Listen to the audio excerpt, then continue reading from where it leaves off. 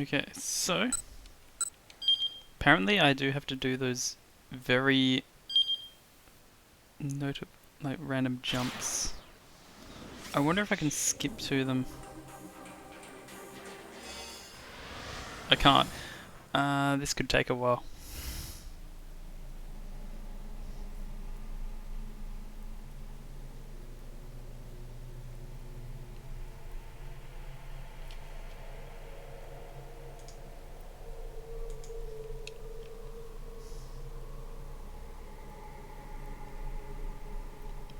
Please, for the love of all that is good, let me skip text.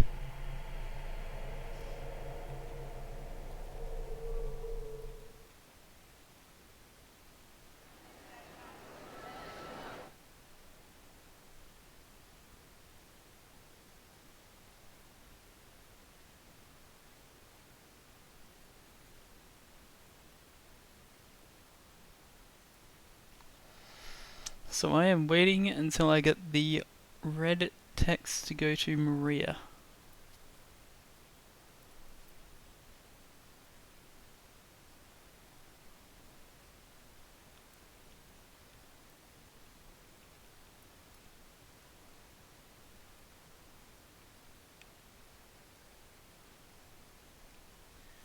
Getting there.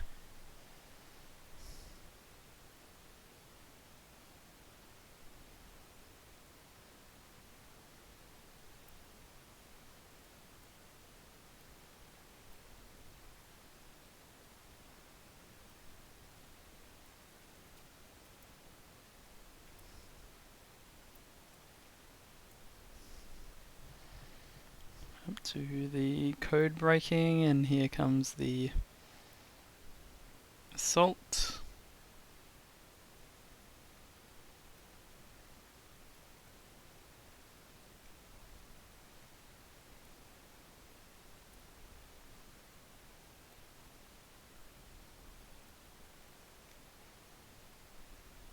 And the betrayal.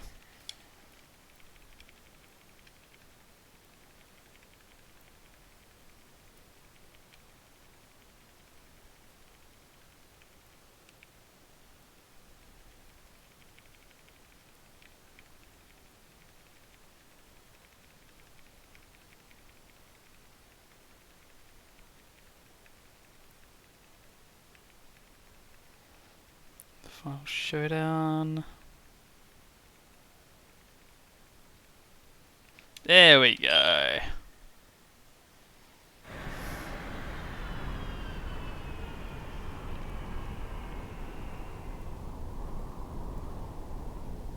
Maria.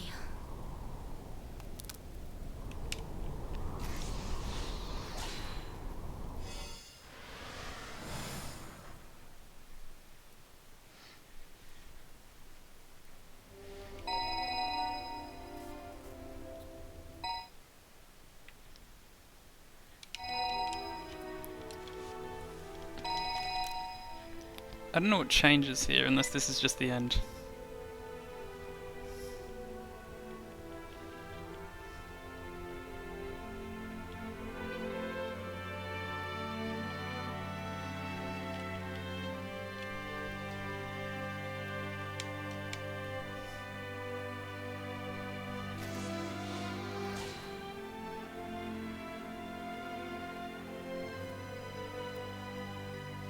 Let me check.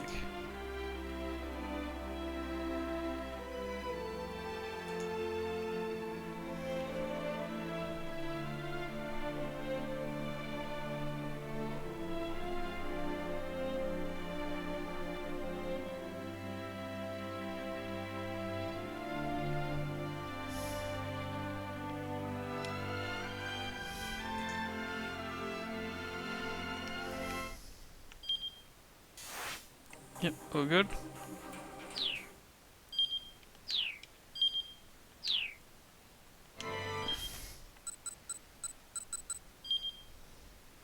Now we do the same for the other story.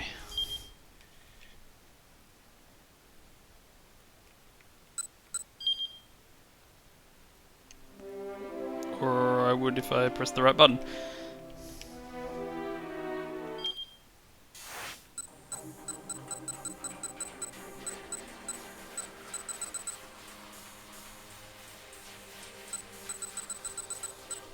How do I get back to the character select?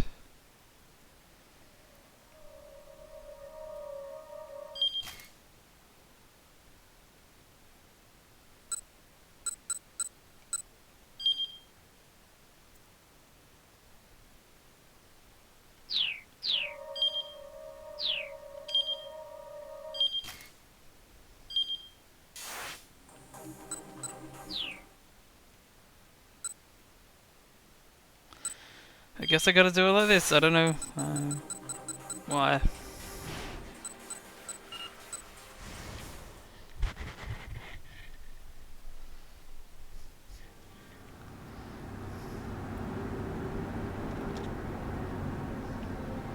This is why I'm streaming this early, because no one needs to see this.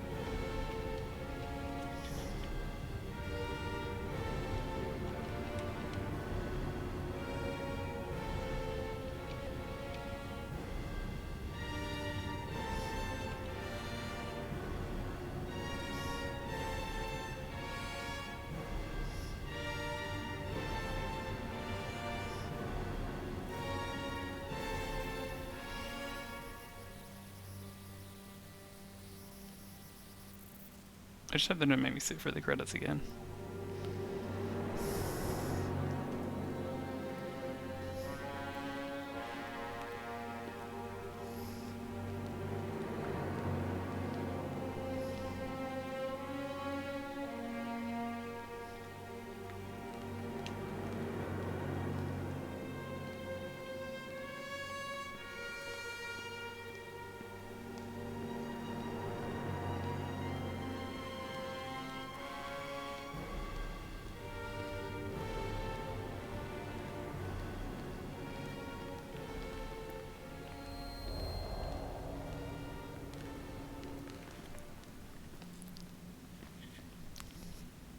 Oh, they just walk off without her.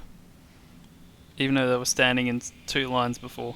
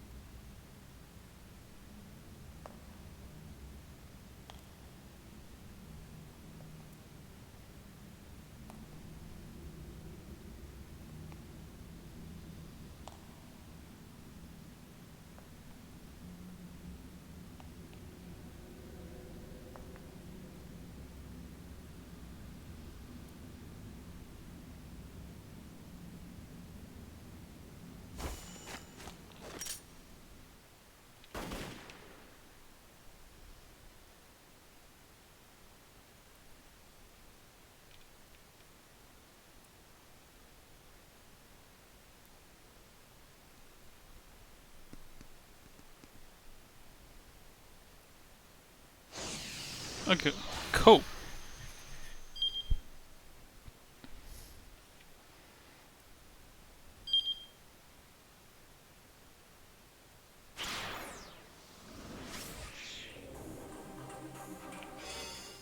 Now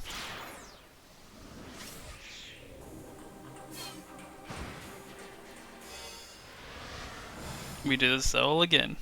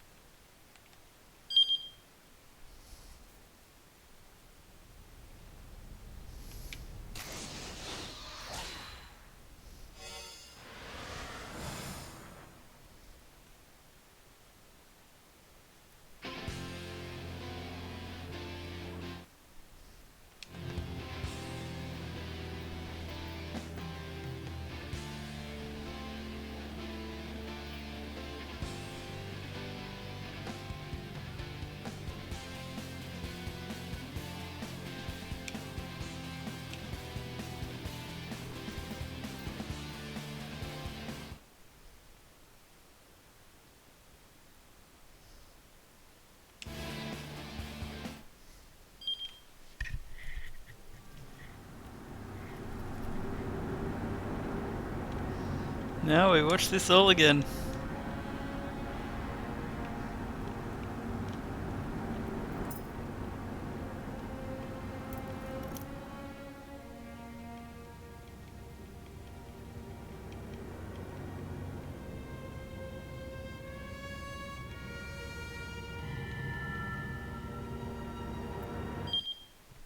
Or maybe we don't.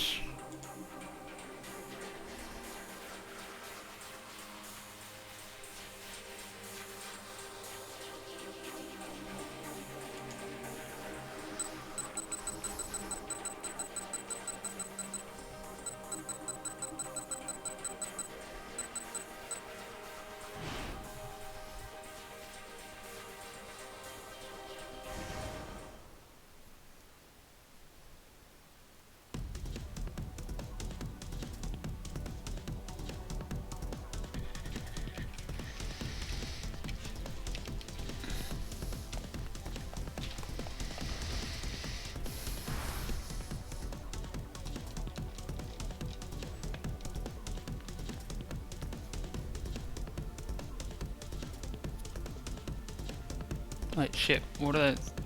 Did I pick the wrong one? No, we're good. We're good. That's the right one.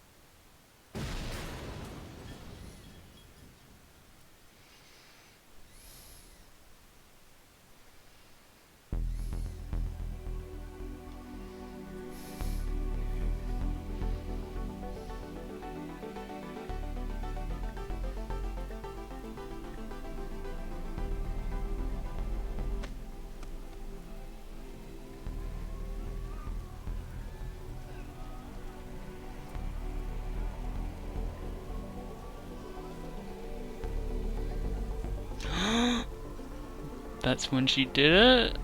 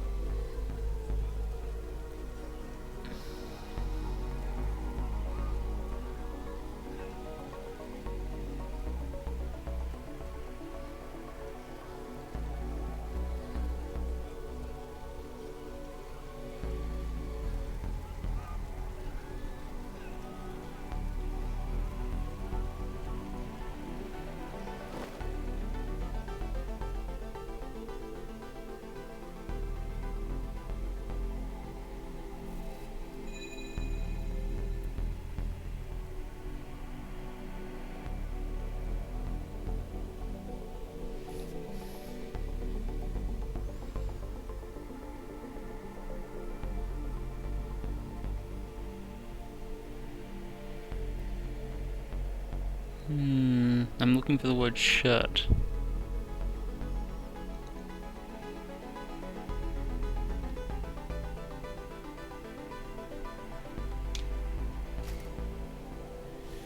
There's another face to this city. When you casually gaze at the sights, amidst all the normal everyday things, there are stories nobody has told. Let this tale be of one brave fellow fighting in secret and no longer be a secret.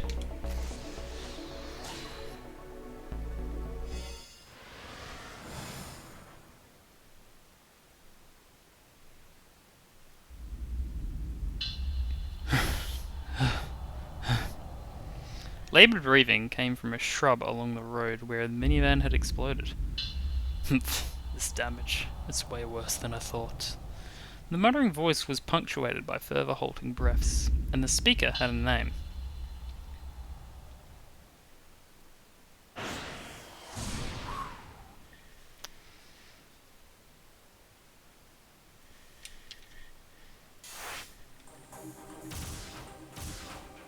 Hang on.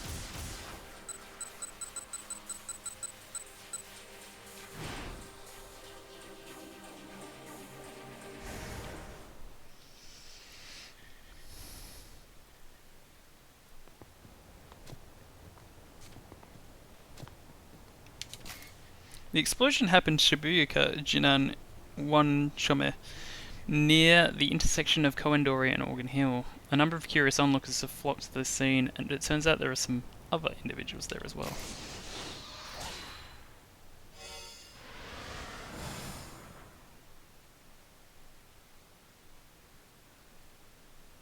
"4 p.m.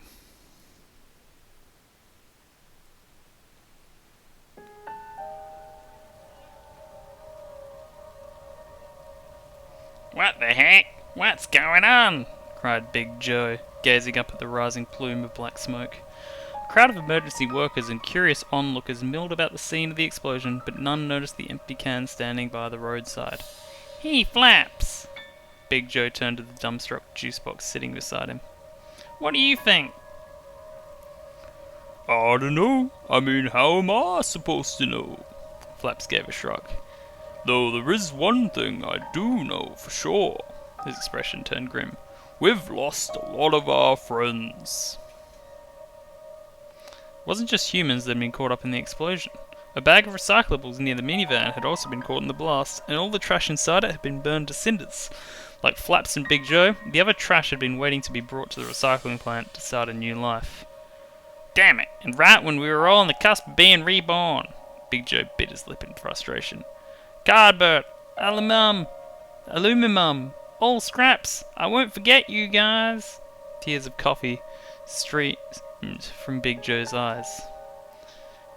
"Big Joe," Flaps mumbled, "take a look at this." There was a small green mass stuck to the surface of the road. "What do you think it is?" The thing was sticky and gave off a foul stench. It pulsed rhythmically as if it were alive. "I'll tell you what it is," Big Joe said, his mouth twisting up. "It's gross." The green mass wriggled and writhed for a while, but eventually went stiff, as if it stopped breathing. "Hey, Oya!" And then it vanished with a schlorp. I'm pretty sure this one isn't 3 hours long, but let's find out. "Damn it, why me? Why?"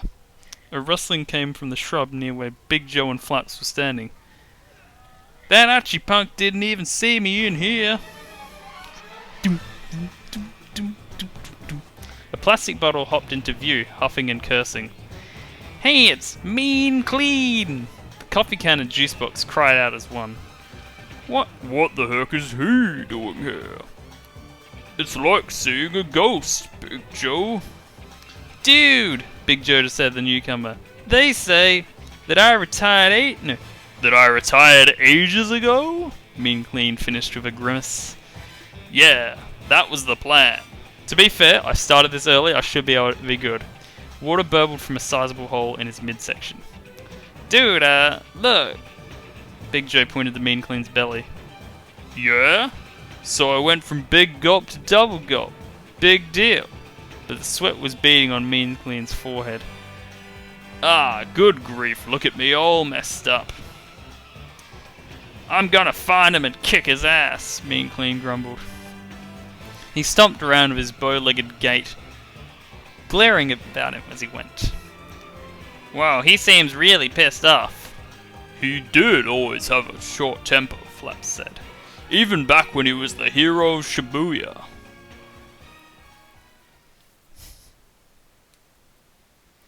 Once Mean Clean had indeed been the hero of Shibuya.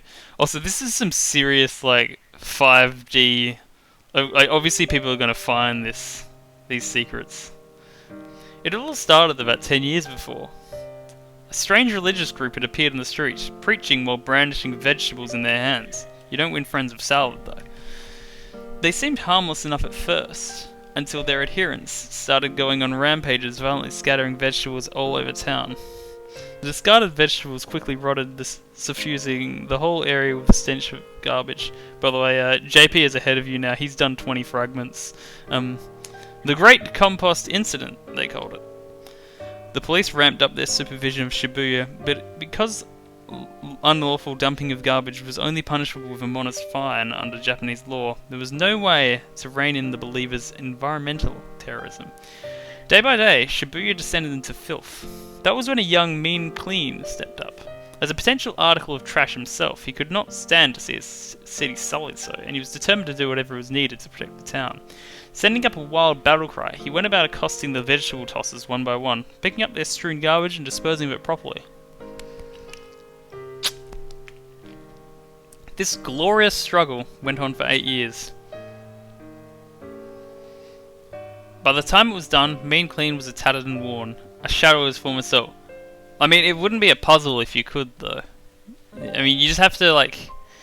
The best idea is to make a note of, like, what all of those keywords are, and if you see one of them, then you're probably good. Although some of them are weird. His friends, Big Joe and Flaps included, gathered around him as he prepared to meet his end. Like, one of them is, like, the research was stagnated, but I'm not sure, like, it was suggesting that. Like, it seemed like it was fine. There wasn't, like, a thing of, like, oh, we're going nowhere with this. Like, I don't even know what exactly made that happen. "Hang in there, Mean Clean," cried Flaps. "You can make it." "Yeah, you can't die, dude."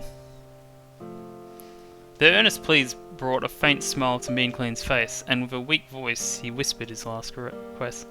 I mean, the challenge is making sure you, it's reading comprehension, basically. And with a weak voice, he whispered his last request. "Throw me away in the bin for reusable waste." Those eyes. "I want to be recycled when I go..." Oh, I made so many mistakes as I was doing it. Big Joe and his other friends did as he asked. But the fact was that 90% of plastic bottles were burned without being recycled. Even when they did get recycled, many were made into other products such as clothing, clear plastic filing folders, or vinyl rope. The odds of Mean Clean coming back as another plastic bottle were immeasurably low. After collection, Mean Clean was pulverized, processed, and born anew as a t-shirt. He then passed on from person to person until he met Archie at a second-hand clothing shop. When Archie hit the streets of Shibuya, Mean Clean was saddened and dismayed. He had shown the vegetable cult the light, but still Shibuya was not beautiful. If anything, it was marred by even more trash than in the old days. It turned out that the religious sect was not his only enemy. Many of the people of Shibuya were themselves responsible for dirtying their once fair city. Shibuya, or Shibuya, was overwhelmed with trash. The city was rotting. But on his own, Mean Clean could do nothing. Each time he gazed out from Archie's t-shirt, he was awash with frustration at his own impotence. Feels bad, man.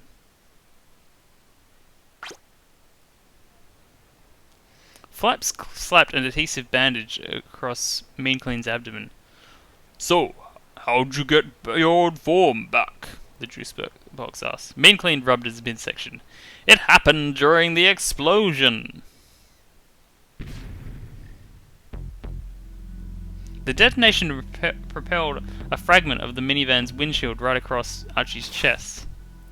Making a split-second decision, Mean Clean slipped free of the t-shirt and took the glass shrapnel in Archie's place. Archie escaped injury without knowing what saved him and left the scene and Mean Clean behind. He still has it on his shirt though, right? That'd be weird if he just suddenly stopped and this is how we find out about it. However you look at it, this wasn't just an accident. Someone must have planted the bomb or something. Mean Clean's face showed a mix of pain and anger. Half of his mineral water had spilled out. The water was effectively Mean Clean's blood. Having lost so much in one fell swoop, he was practically dead already. He's like the Kool-Aid guy. It was only sheer force of will that kept him on his feet. "But the person who planted the bomb isn't the issue," Mean Clean continued. "The one I'm after is whoever plotted to kill me and Archie." Flaps and Big Joe exchanged glances. "Dude, someone's trying to kill you?" "What do you mean?" asked Flaps. Mean Clean's face grew grimmer. "There was a second explosion. Someone was after us. No question about it." Neither Big Joe nor Flaps had any idea what Mean Clean was talking about. Had the shock of the explosion messed up their friend's head? But Mean Clean went on. His expression was entirely serious. That shard of glass wasn't going for me and Archie, not at first. It was going one way, then its trajectory changed mid-flight and it came right at us. That couldn't have been caused by the initial explosion. Something else exploded, just an instant later, somewhere off to the side. Should that all have been a quote? It feels like. Big Joe listened intently, his expression vacant. He couldn't make any sense of it at all. But that doesn't make it necessarily mean someone was gunning for you, Flaps said. I mean, couldn't it have just been a coincidence? No way, said Mean Clean. Not a chance. Who did it then? Asked Big Joe. And why? That I do not know. Flaps threw his hands up in defeat. Still, said Big Joe. Now that you mention it, I did feel something back then. I'm sure of it. No, someone with murder on his mind. He peered around uneasily.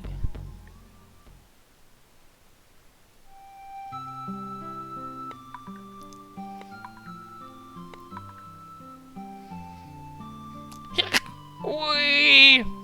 Just then someone came lurching by. It was an empty sake jar. Well, empty of sake anyhow. He'd since been planted with a bonsai. The others recognised him at once. The old fellow's name was Hooch. He was a slovenly drunkard, but also a walking encyclopedia of Shibuya, widely trusted by the trash of the city. Been drinking since noon again, old man? Big Joe rolled his eyes. Nah, lately I've been sticking to sweet potato shochu, Hooch informed him, his excuse completely failing to serve his intended purpose. It's done wonders for my bowels. His toothless guffaws reeked of booze. Look, this is no laughing matter. Someone's trying to kill Mean Clean and, dude, you stink. Big Joe wrinkled his nose at a brand new stench. You just let one rip, didn't you, old man? Oh, my apologies. Like I said, wonders. Okay, he should be running for president with farts like that. As he chortled, Hooch let out another long and noisy olfactory assault. It's been a long time, old man, Mean Clean said. The smile disappeared from Hooch's face as his eyes slowly focused on the water bottle. Mean Clean, I thought you went into retirement. Yeah, I'd seen too much trouble. Why are you back then? To look for more. Hooch's expression stiffened. There's something you gotta hear, Mean Clean. Listen well. But Hooch didn't get a chance to finish.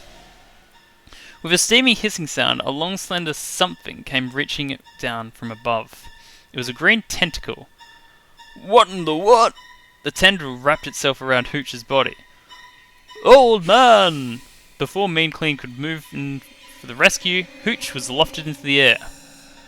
That looks like that green thing we saw earlier, Flaps pointed and shouted. Hooch was receding into the distance. There was nothing Mean Clean and the others could do. You will all die. You all become trash. You will circle back around who bear the seal. The voice seemed to come out of nowhere and had vanished just as quickly. In the scent of the gas Hooch's past lingered behind. What the heck? What was that? It all happened so fast. Hooch had been snatched away before Mean Clean and the others could even react. You will all die. You will become trash. That's what the mysterious voice said. Given the murderous vibes Big Joe had felt at the scene of the explosion and the threatening voice, there was only one logical conclusion. There's no doubt about it, Mean Clean said. Someone is out there trying to kill me. No, trying to kill us, he stared fixedly up into the sky. Afraid they'd be attacked by the green thing again, Mean Clean and his companions decided to relocate. They needed a place with good visibility so they couldn't be taken unawares. Someplace open with a view of all directions, someplace like the roof of a building. But that's not the building from... Surely not. Is that building really that close to the explosion? Alright.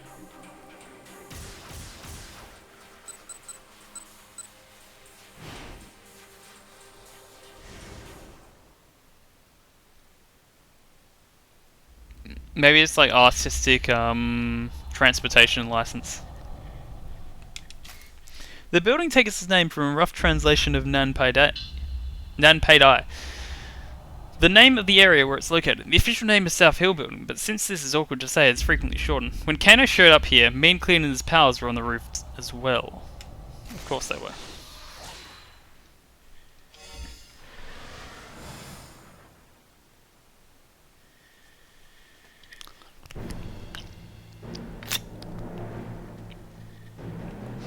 15 minutes had passed since Hooch was carried off by the green thing. The trio had relocated to a rooftop where they continued to discuss their predicament. Detective Tatano, what is the meaning of this? Bring me Hitomi Osawa and I'll let this girl go. Why? What do you need Hitomi for? This isn't like you. It's so weird. The Detective Tatano who I know. Man, said Big Joe, this place sure is noisy. Not far away, two men wearing suits were having a big argument. I'm sorry. Flaps dipped his head in apology. I couldn't find any place else that was safe. Well, never mind, Big Joe said. Let's get back to the discussion. Right, Flaps said. So what I don't understand is what that voice said. Don't you think it's strange that it told us that we would become trash? Become as trash. Big Joe nodded. That is strange. I mean, we're already trash. Telling us we're gonna be trash doesn't make sense. Exactly. I know why someone's after you though, dude, Big Joe told Mean Clean. Think about it. You're the hero of Shibuya. Oh, yeah, here we go. I will just talk like this for a while. Because why not? I'll do all the narration in Kajiwara voice. Bad guys always go after the folks who are on the side of justice. But Mean Clean remains silent, lost in thought. I haven't decided. I don't know what feels right. You will circle back around who bear the seal. You who circle back around who bear the seal. What did that mean? These phrases had to refer to them somehow. Big Joe, Flaps, Hooch, Mean Clean. What did the four of them have in common? Everybody knows they're a mother... No. Please stop this. No. Hurry up and bring Hitomi to me. Can't you at least tell me what's going on? Go now or so help me I'll shoot. The back and forth between the two humans seemed to be approaching some sort of climax. Damn it, those guys are so loud, and I was just on the verge of a flash of insight. Mean Clean gritted his teeth as he glared at the men. Wait. Apparently you ignore that. Hey, is that it? Big Joe cried out, pointing an elliptical object in the sky. Is that a thing that attacks Hooch? Mean Clean and Flaps looked where he was pointing. But right away they shook their heads and slumped their shoulders in disappointment. No, Flaps said. That's just a blimp. A blimp? A big flying advertisement, basically. Flaps explained proudly. They float through the skies above the city, promoting things. Big Joe went red in the face. Alright. I gotta swap to Yanagish now. I know that. Don't act all superior just cause you know stuff. I wasn't acting superior. Shut up, you wimp. Wimp? Flap! No, sorry, I need to warm myself up. Flaps! Exclaimed! You know, there are some things it's just not nice to say. What's the view? Acting all high and mighty? You're just paper. Pulp! I'm made of pulp, technically speaking. Sorry, Time up, eh? As the two argued, Mean Clean's mind wandered. You who bear the seal, you who bear the seal. What in the world did it mean? He felt like he was overlooking something important. A mark, a seal. What did it mean? Bah. Huffed Big Joe. Don't try and act like you're anything more than a dumb kid. Hey, you know, Big Joe, it might do you some good to learn a little more about the world if you want to get by. The two were still at it, harder than ever now. Alright then, smarty pats. Big Joe pouted. How was that there blimp able to fly? Flaps chuckled, a grin spreading across his face. Allow me to explain. That blimp is filled with a large volume of gas, specifically a non-flammable gas called helium. A buoyant gas that makes up 0.0005% of the Earth's atmosphere, used to provide lift in balloons, blimps, and dirigibles. Hydrogen gas is more buoyant, but helium is far safer because it is not flammable. Some have attributed the 1937 Hindenburg disaster to the fact that the American sourced helium was rejected in favor of the hydrogen gas used in the doomed craft. It's less dense than air, thus causing the blimp to float. Huh? I don't got a clue what you're saying. Basically, it's filled with a gas that's lighter than air.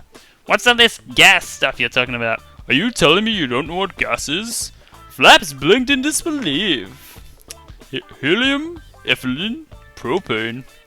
A gaseous hydrocarbon composed of two carbon atoms joined by a double bond. Used as a raw material for plastic, polyethylene, and the like. Lightweight and colorless, it gives off a sweet smell and is flammable.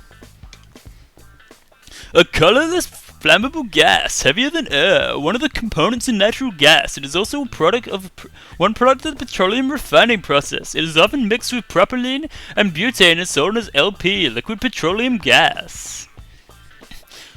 Those are all the gases that exist here on Earth. They can be lighter than air or flammable, and they can be used for all kinds of things. How many points do you have, by the way? Big Joe appeared to be understanding less and less, his face twisted into a grimace. Okay. Flaps said with a mock patience. I'll make it easy for you. You know what farts are, right? Well, they're a gas too. Methane gas, a colorless, odorless gas used as fuel for consumer and municipal applications. In addition to being found in natural gas deposits underground, it is also a byproduct of metabolic fermentation by methane producing microorganisms, livestock, and other sources.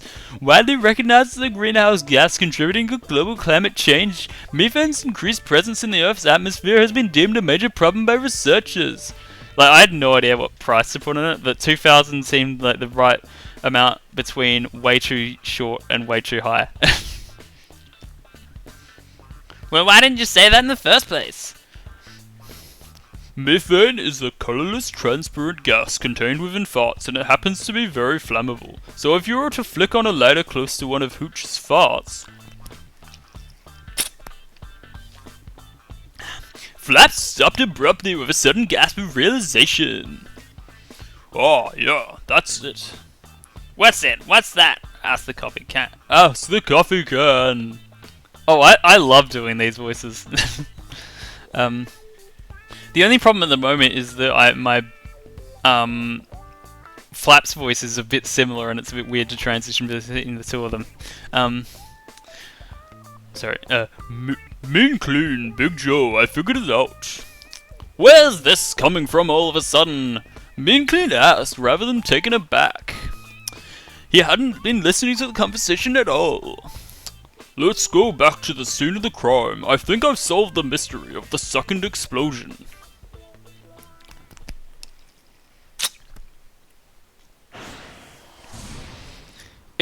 What'll be weird is if I have to do it like when I'm not reading a text. Like, what if I'm just streaming another game? That'll be interesting.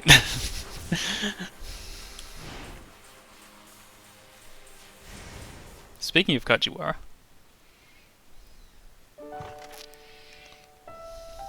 I'm not reading this bit though.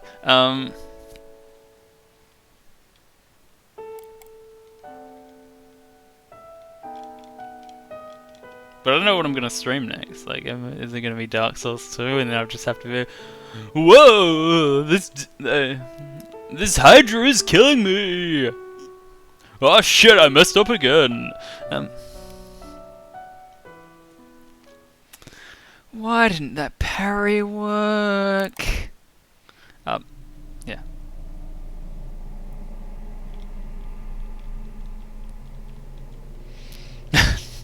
I didn't do that when I originally played it though.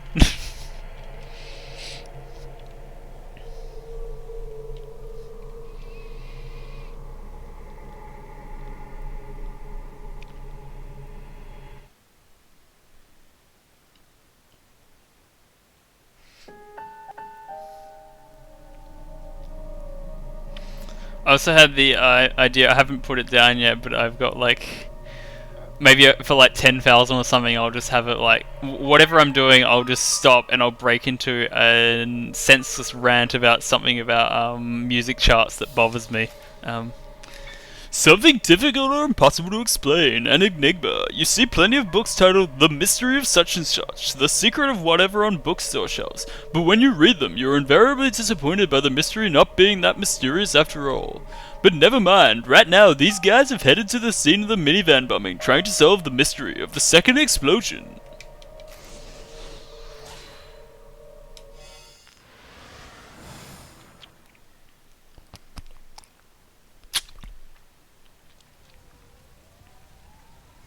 The mystery of the second explosion had been solved. Well, that was okay. At Flap's suggestion, the three friends had returned to the site of the minivan blast. Right, of course. Flap scratched his chin and nodded off as he eyed the scene. I nodded off apparently. Look, just explain what's going on here, Moon Clean demanded. And no big words, that is Big Joe. Flaps was obviously enjoying his little detective act. Take a look here, if you would. Flaps pointed to the drainage dish at the edge of the street. Big Joe peered into it. Ah, that reeks. It smelled of rotten tobacco. What you're smelling is hydrogen sulfur. A gaseous compound formed of sulfur and hydrogen. It produces an unpleasant smell that irritates the mucous membranes of the eyes and nose. It is harmful to humans. Breathing in too much can kill you. And it has been designated a specified offensive odor of substance under a Japanese law. Prolonged inhalation can damage the olfactory senses with a risk of permanent loss of smell. Ah, help me, Tama! I can't lose my sense of smell! It produced and released alongside methane by food waste. What about it? This place doesn't usually smell anywhere near this bad, Flaps exclaimed. But for some reason today it's really foul, which means you're still following me, right? The others stood there, staring at him blankly. Right, anyway, along with a large volume of hydrogen sulfide, there's also a large volume of methane gas rising up from this ditch. So what happened, you see, is the flammable methane from here was ignited by flames from the minivan explosion, triggering a second explosion. The others just stood there staring at him even more blankly. Now, you're probably wondering how it is I realized all this. Hold on a minute. Moon Clean grumbled. If what you're saying is true, then it was just a coincidence that piece of windshield glass came flying at me and Archie. Yes, Flaps said meekly. That's right. But I tell you, I could sense it. Someone was trying to kill me. If it was just a coincidence, how do you explain that? Yeah, Big Joe chimed in. See, that was bugging me all about all this too. You can't just go around saying stuff like that, Flaps. No, but I mean... Flaps' voice faltered. He didn't have a good answer to Mean Clean's question. For a while, the three of them stood in thought, then Mean Clean broke the silence. So, this may sound ridiculous, but here's what I think. He began. We've got Flap's deduction and those murderous vibes I felt. We need to think of a way to make those two fit together somehow. If the methane gas were capable of thought... If the methane gas were capable of thought, it was an idea straight from left field. Flaps and Big Joe were dumbstruck. So you figured it out. It was the voice they heard before. This time it sounded very close by indeed. And yet they could see nobody else. I was the one who controlled the... This sounds way too much like the coffee cup, but I'm not sure what's the fourth voice I can do here. I was the one who controlled the blast to send that glass shard hurling towards you, but here you are, still alive. Where are you? Mean Clean shouted. You who circle back around, also bear the seal, you will become trash. The voice repeated its eerie mantra. Mean Clean, over here! Flaps shouted, pointing at the drainage ditch. It's Pennywise! crescent-shaped eyes peered from beneath the sewer grating. A small green mass was lurking there, reefed in its own foul stench. From the way it wriggled slimily about, there was no doubt about it. This was the thing that had snatched up Hooch in its tendril.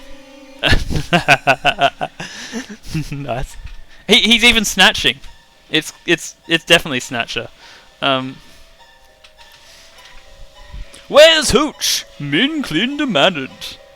That doddering old fool, he made a fine meal for my prime mass. A moment later, something launched towards them from the drainage ditch. It rolled to a stop on the pavement, only then did they realize it was Hooch, or what was left of him. Old man, what happened to you? Most of his jaw was gone. The roots of the plant that had been potted within him were now barely managed to cling onto his face, holding it together. He was on death's door. Mean Clean stared daggers at the green thing. Why are you after me? No, after us! Do you ask yourself why you eat before each and every meal? The thing demanded, its tone dismissive. Eating what one wishes to eat is only natural. Those who circle back around, those who bear the seal, they are little more than a nuisance as far as our plan is concerned. Plan? To cover this world in garbage, to consume more and more, producing even more waste. We will forge a word where the words reduce, reuse, recycle are heard no more. Even you so-called reusables will be discarded. You will become trash in the truest sense. You will become one with us. Be thankful. The green thing snickered and flashed a set of jagged teeth.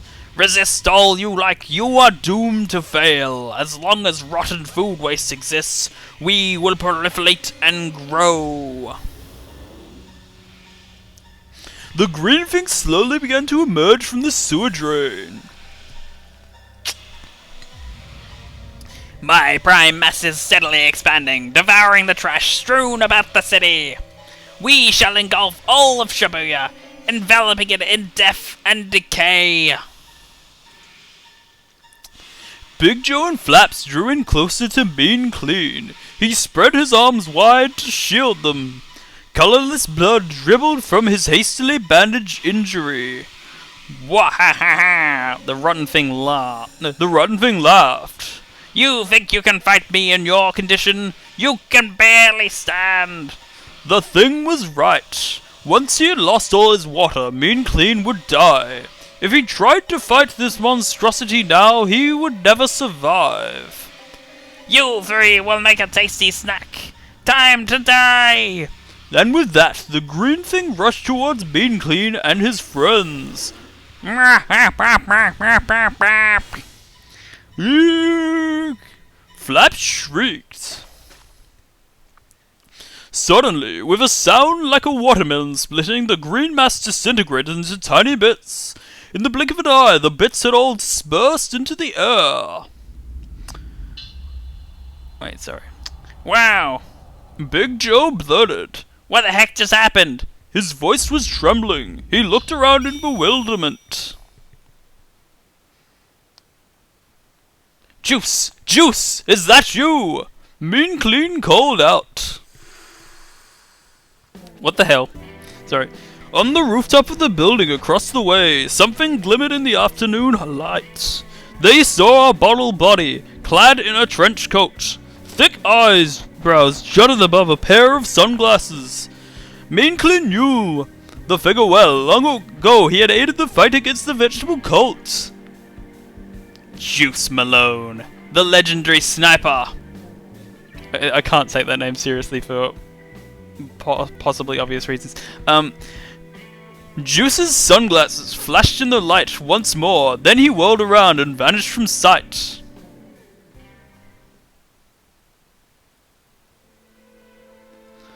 The old man!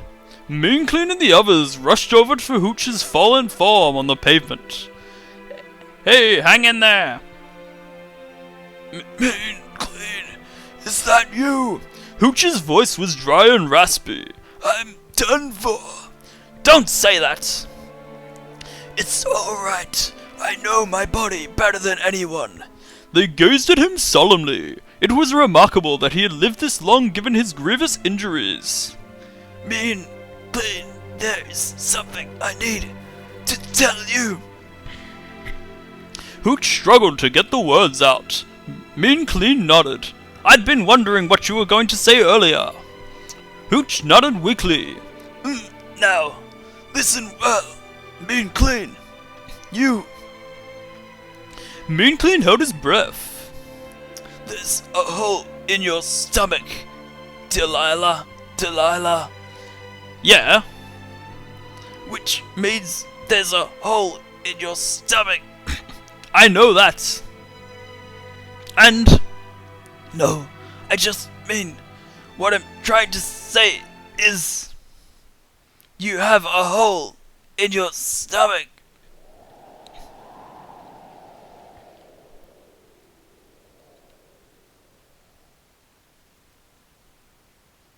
A long silence fell. Hooch quietly braved his last.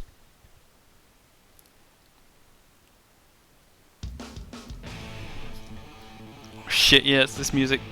In the afternoon of Hooch's passing, Mean Clean and the others decided they had to take action. If the prime mass of the green monstrosity was growing by eating trash around the city, they'd just have to gather up as much trash as possible. That should halt the thing's growth, reducing the threat it poses to everyone. They would need a safe place to dispose of the trash once they'd collected it, but they didn't have time to think that far ahead right now. At the moment, they just needed to pick up as much trash as they could. Yoyogi, Harajuku, Ebisu, Daikan Yama, Shoto. Then, in the midst of the trash collecting in the expedition, Big Joe suddenly halted in his tracks. Dude, this place is a cafe, right? He cried out in excitement, standing in a nearby building. There's something I always wanted to do at a cafe. What are you on about now?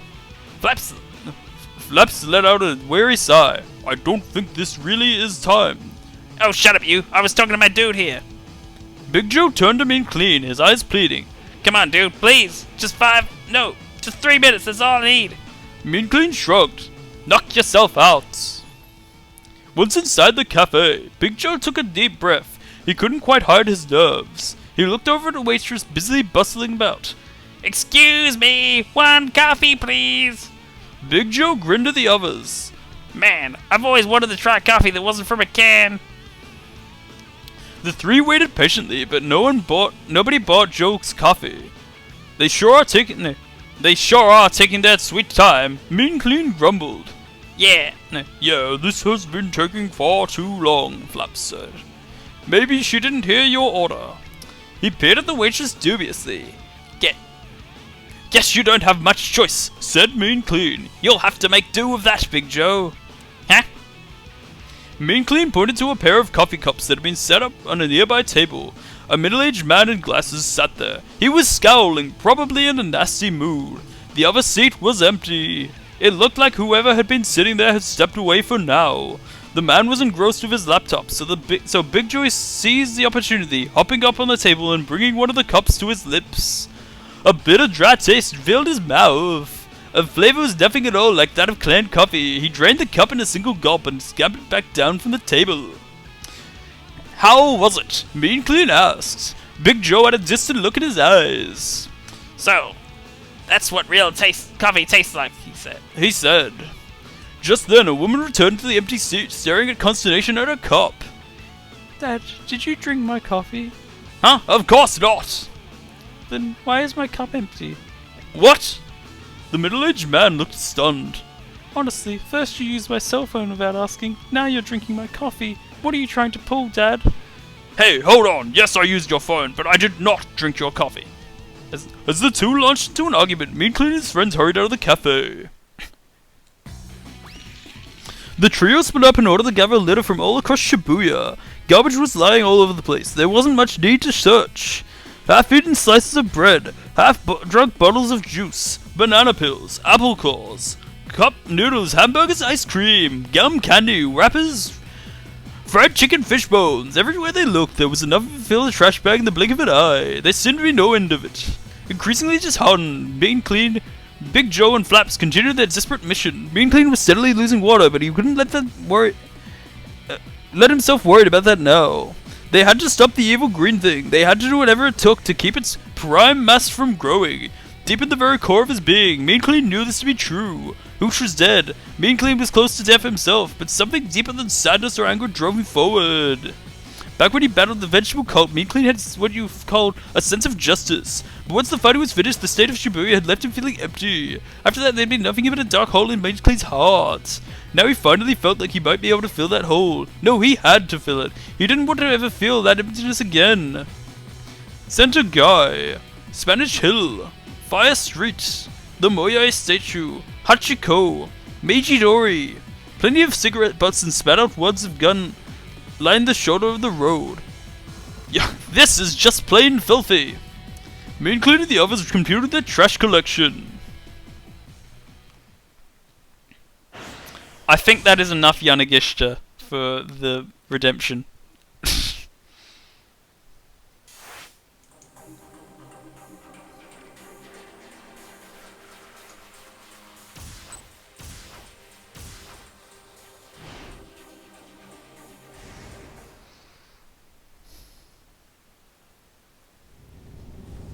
It is fun to do, but it's also very exhausting.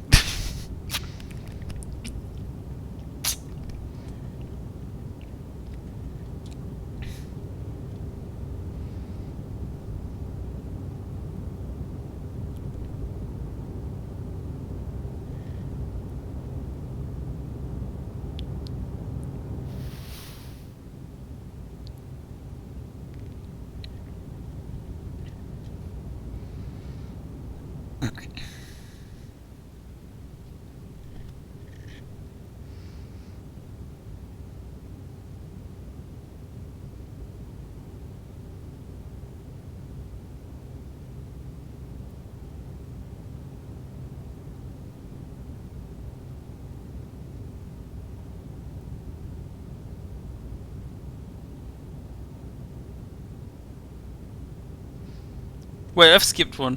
I'm very dumb. Wait, no, I haven't. No, I'm right. I'm good.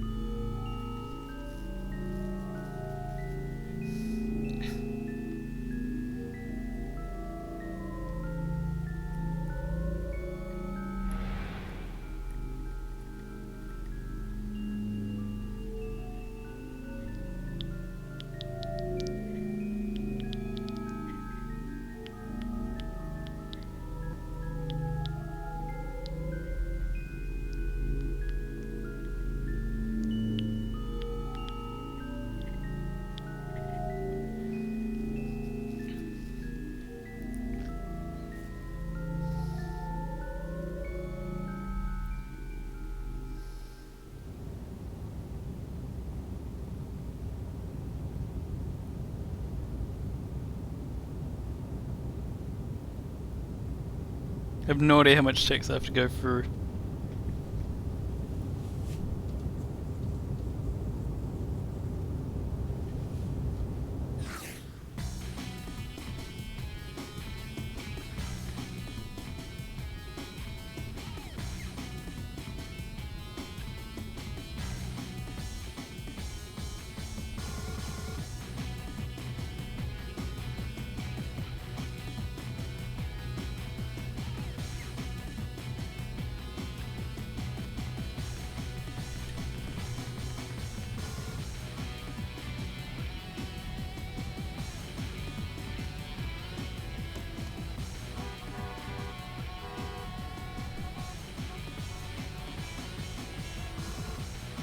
There we go. Specifically the shoulder that runs from either side of the travelled portion of the roadway, a place where trash tossed out the window of moving cars tends to accumulate. Tossing cigarette butts and empty cans into the street may potentially hurt people, but it definitely makes a mess. Please don't litter, it'll just make Mean Clean angry. I think there are 3 achievements left. I think the other 2 are linked to this, I'm not sure. I'll look when I've finished this one. They had to give out trash before the malevolent prime mass could get to it. Mean Clean made his way down the section of Meiji-dori that ran along the Shibuya River, picking up garbage as he went. Plenty of cigarette butts and spat out wads of gum lined the shoulder of the road. First things first, I'm gonna punch him right in the face. No, sorry. Then we could have ourselves a chat. Wait, shit, it's not them. Mean Clean knew that voice well. It was Archie. Of course it was Archie. The girl called Hitomi was by his side. They were with some tall foreigner in the sunglasses. Don't let your emotions get out of control.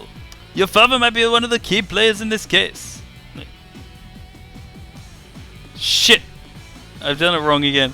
The man with the sunglasses spoke with cool authority. Archie gave him a steely-eyed glare. The situation seemed pretty tense. Mean Clean called out to Archie as he headed on his way. I'm not sure what's going on, but hang in there, buddy. You and me both.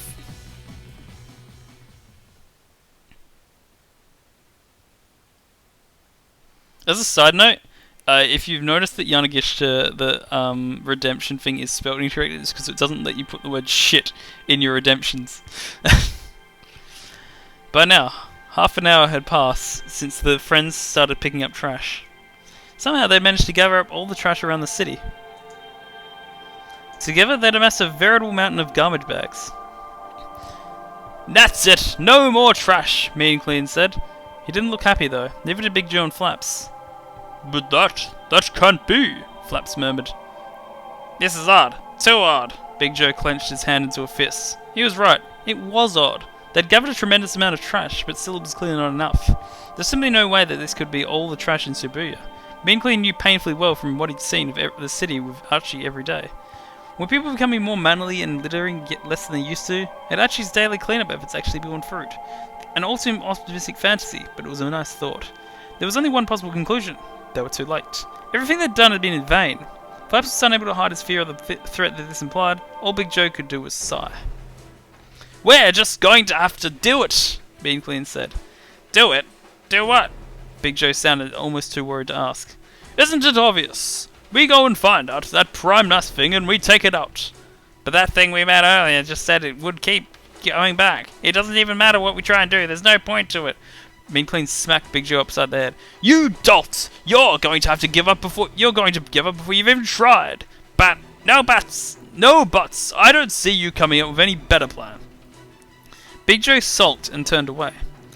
Plan or no plan, how are we supposed to fight an opponent that won't even show itself? Flaps asked. The juice box had a point. Mean Clean wasn't sure what to say to that. The enemy was in hiding, and they couldn't fight what they couldn't see. Mean Clean was getting more and more riled up, with no target for his fury. Speedrun. Gah! This is such a waste of anger energy, he railed.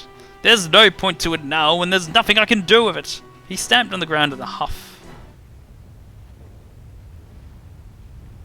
And then, the ground began to shake. The heap of trash bags began to collapse before their eyes. Several dozen green feelers thrust up from underground. Wop, wop, wop, wop, wop, wop, wop, wop. The ground split open, and the bags of trash vanished into the earth.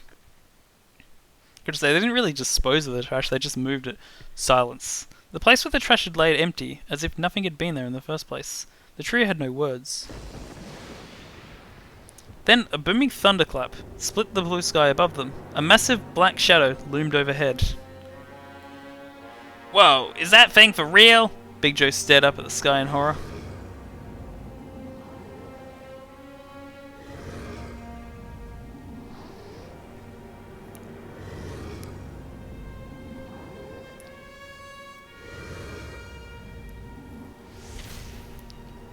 Metabon, the junkie colony.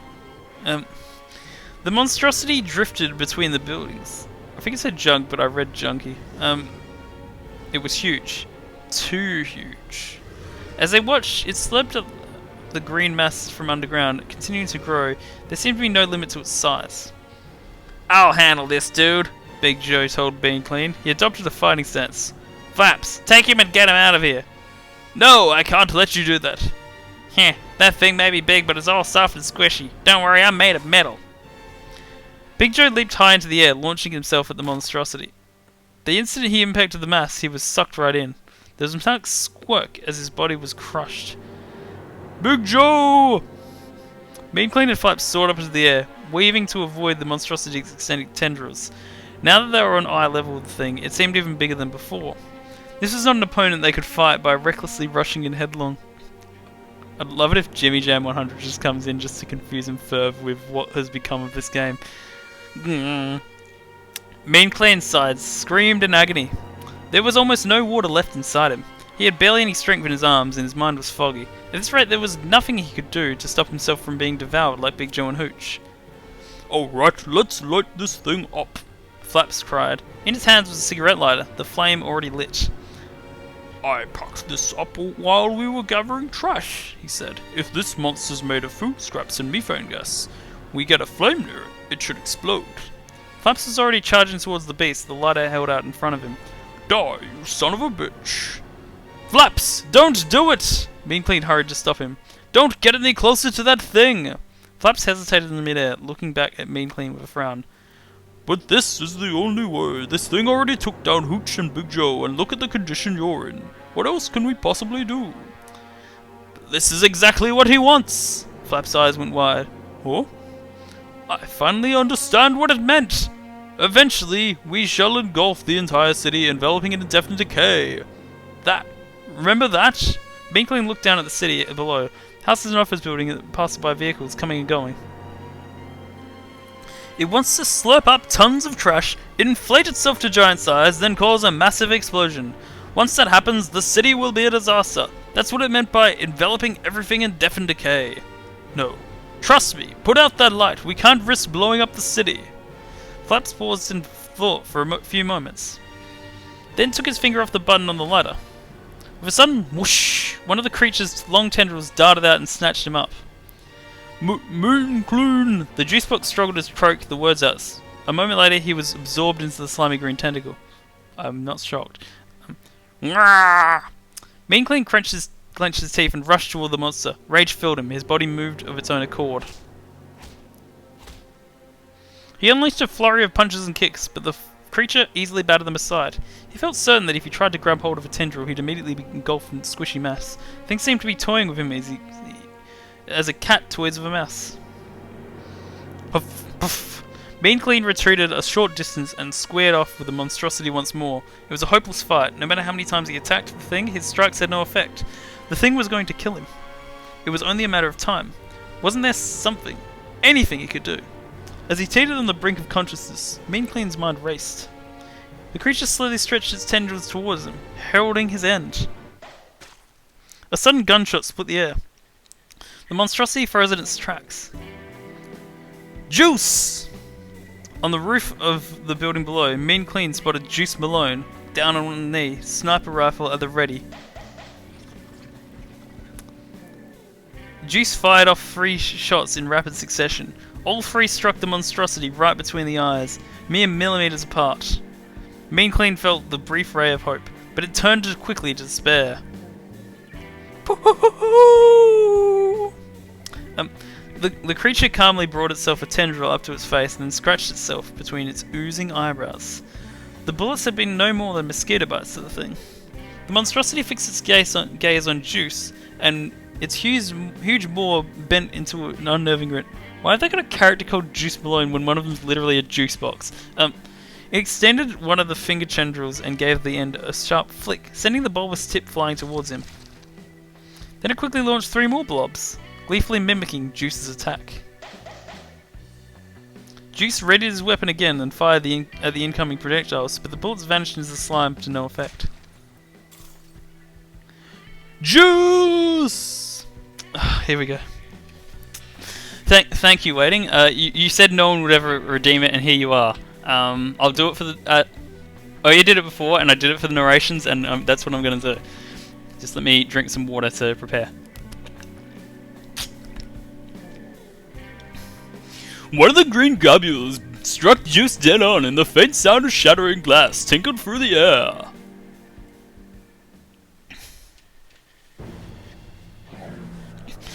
Wah, wah, wah. The monstrosity chortled malevolently, then lashed out with its tendrils. Ah, a direct hit. Mean Clean was sent hurtling into a gap between 2 buildings. I'm happy to provide some level of entertainment whether it is by conventional means or not. A break or space between two things. We are born amidst gaps. We live our lives in them, and our lives fluctuate because of the... Do they... Born amidst... They don't mean what I think they mean. Gaps between ideals and reality. Gaps between good and evil. Gaps between hope and despair. Gaps between logic and instinct. Gaps between love and hate. Gaps between truth and lies. Gaps between the past and the future. Gaps between light and darkness. Gaps between order and chaos. Gaps between oneself and others. Gaps between dreams and reality. Gaps between life and death. Gaps between coincidence and the inevitable. Holy shit. Damn it! Mustering the last of his strength, he launched himself back onto the air. Another tentacle strike was already coming his way. The creature has anticipated his return. Yeah, the reason I did that, I had to censor it because it doesn't let you put shit in there, and, I don't know, I just thought it was best to do it that way.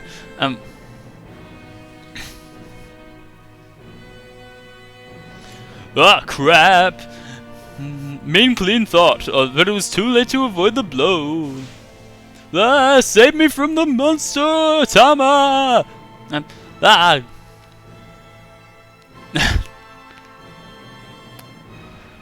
I heard about that very recently. Like that name, I think.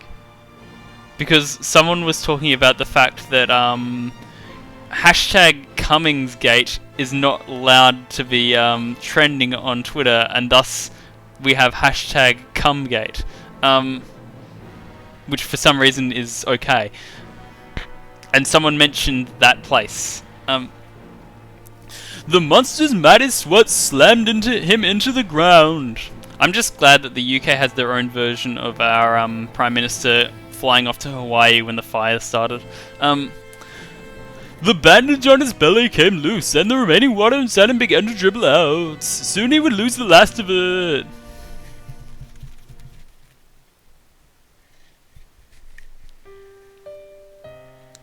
Fighting breeds hatred, and hatred only breeds more fighting. I am not one who is used to incurring the enmity of others. What are you doing, Sergio? Go! Yeah. Surely no other world leader will do anything else that is controversial or worrisome. Now to take a sip from my water as I check up on Twitter's news for today. What's the matter? Come at me! Come on, hurry up and die already! As his mind grew ever more hazy, Mean Clean heard a series of strange voices. Lines of dialogue from Au Revoir, a performance by the theatre troupe The Wandering Angels. Right now, the protagonist Ryo is facing up against multiple assassins in the initial sword-fighting scene. I don't know what's going on in China, actually. I know something's happening, I haven't looked into it. Where am I? What is this place? Theatre Ace, located in Sakura Gaoka, assassin with an Indo accent #1, played by Yukio Tezuka, was supposed to be cut down by one stroke of Ryo's blade, but since the assassin continued to writhe about in the ground after he was struck, Ryo had no choice but to continue slashing away at him. The line, "Come on, hurry up and die already," was spoken by the actor who plays Ryo once complaining once he was backstage. Thus, save me from the unkillable monster, Tama! Wait, sorry, Au Revoir. It's hard to read it in Yanagishi voice.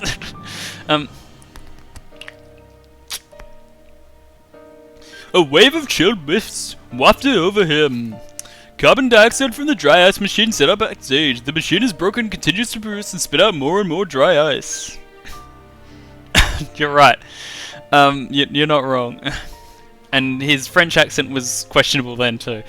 What was he doing here? He couldn't die in a place like this. Go! Spurred on by the voices, Mean Clean got to his feet. Not yet! I'm not dying like this! I am not dying like this! You did the perfect time to choose this because the other characters got absorbed by the thing, and so now there's a lot less dialogue. Mean Clean wobbled his way back into the air. He was battered from head to toe. The one's odds were overwhelmingly against him. But on the other hand, my trip to a not relevant place in America is how I have perfected Stanley's voice. Yet a hint of smile came to his face. I will do this, just you wait and see. The wave of cold from earlier had caused clumps of whitish ice to solidify inside of him. Face me, he called out to the green monstrosity. I'm gonna kick your ass. Mama said kick your ass. I'm gonna kick your ass. The creature let out a roar and moved to attack. Foul tentacles lashed at Mean Clean from every side. He chose one of them and he launched himself bodily toward it. The violent impact knocked him senseless and sent him sailing in the direction of Shibuya Station.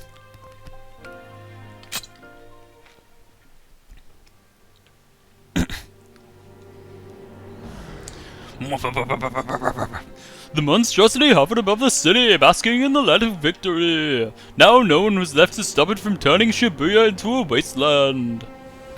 It spotted some power lines and reached out a feeler toward them. It was ready to blow itself up. Shorting the lines would send a shower of sparks. It would only take one of those sparks for the creature to turn Shibuya into a blasted ruin. Slowly, slowly, not the Australian rock band, the monstrosity extended its tendril. Its fingertips had mere centimeters of further to go. Then the dirty waters of Shibuya River were split in two and something came rocketing up from within. This ain't over yet. It was Mean Clean. River water filled him to the brim and he surged with vitality. He pointed sharply at the monstrosity. You didn't realize what I was doing, did you? I wanted you to knock me into the river. The creature glared at him balefully. It pulled back the tendril that was reaching for the power lines and swung it like a whip at Mean Clean. Juice! Mean Clean shouted as he nimbly dodged the attack. He is a fan of Chance the Rapper's first EP. Juice! If you're still alive, answer me! And by EP I mean mixtape. Almost at once, a gunshot rang out. Juice was down there on the rooftop below. Green ooze had consumed part of him, but he'd somehow managed to cling to life. Shoot! Mean Clean shouted. Shoot me! Juice raised an uncomprehending eyebrow. Do it! Shoot me! It's the only way! Juice hesitated for a moment, then lined up Mean Clean in his crosshairs. Thank you for the subscription, while we waiting. I do not have anything to offer you, but I appreciate the sentiment. Enjoy the lack of ads when you open my page. A bullet punctured Mean Clean's body. More! Shoot me more! He strained and stiffened in order to keep the bullet locked in place inside him. Shoot! Shoot me, Juice! I said sentiment, didn't I? He winced with pain as several more bullets struck him in the belly and back. It took him all his might to keep him from blasting through him.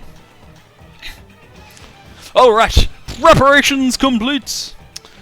Mean Clean lunged for the monstrosity.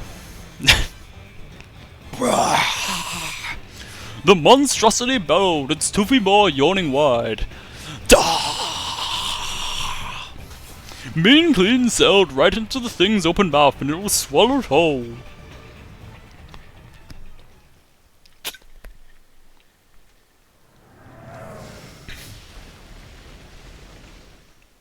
A moment later, the monstrosity ruptured open with a stupendous sound.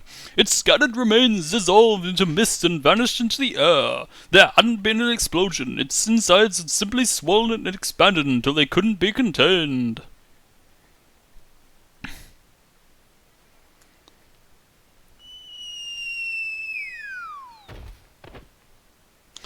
Big Joe and Flaps tumbled to the ground. Huh? Are we? Are we still alive? The two looked around in bewilderment, trying to process what had happened. Then Mean Clean clattered around from beside them. Ah, Mean Clean! Big Joe and Flaps rushed to his side. Half of his body was gone. Cracks zigzagged across what was left of him. Flaps set a hand against Mean Clean's body. He's so cold. He's dying.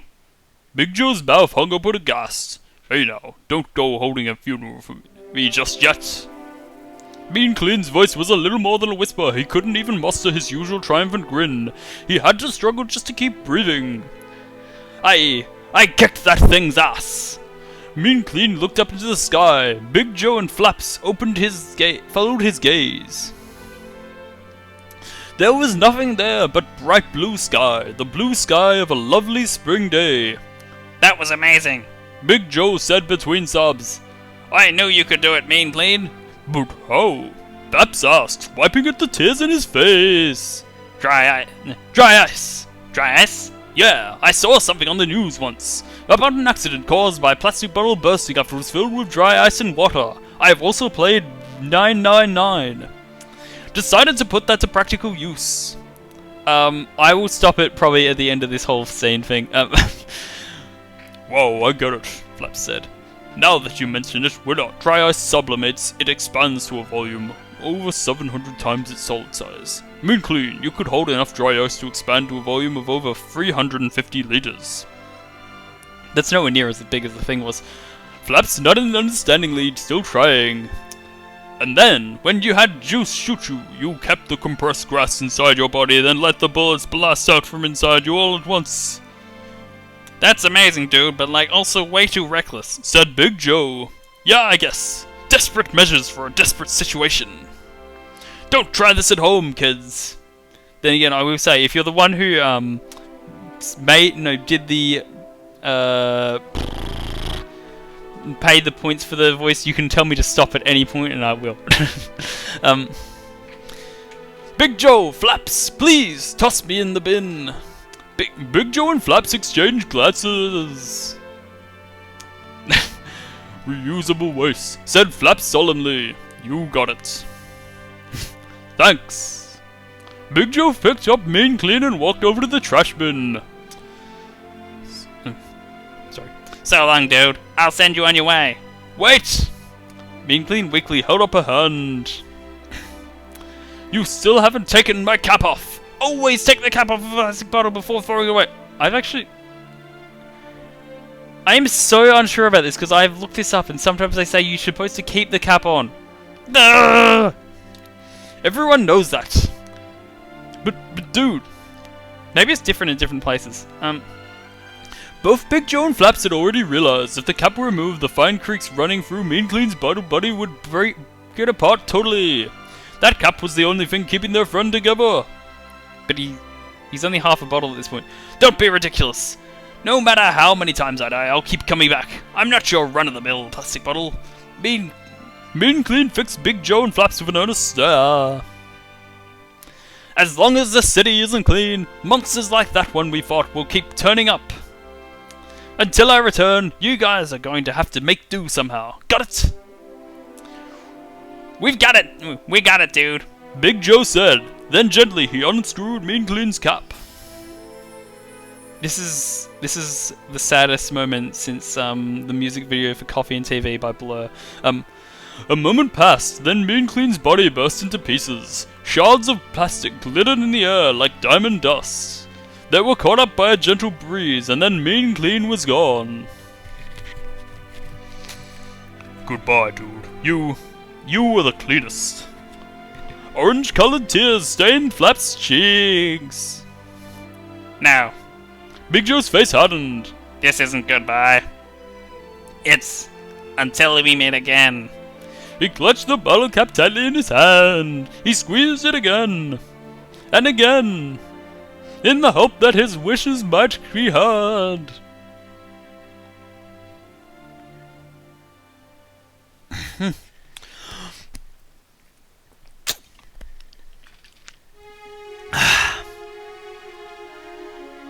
Okay, I think that's the time to stop it now. There's another face to this city when you casually gaze at the sights. Amidst all the normal, everyday things, there are stories that nobody has told. Here we go. Wait, Now some of them have been heard at last. Today has been a day for many stories, which I hope will live on forever in someone's hearts until the day we meet again. I should make Yanagish's the more expensive one because his is more straining to do.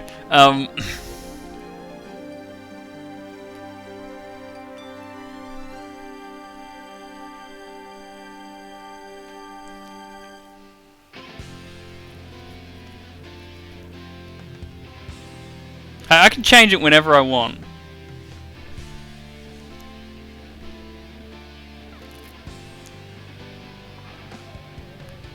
Oh, it's the deleted scenes, I believe.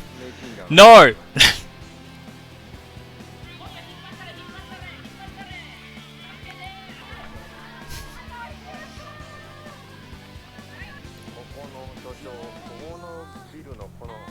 They made Tama cry.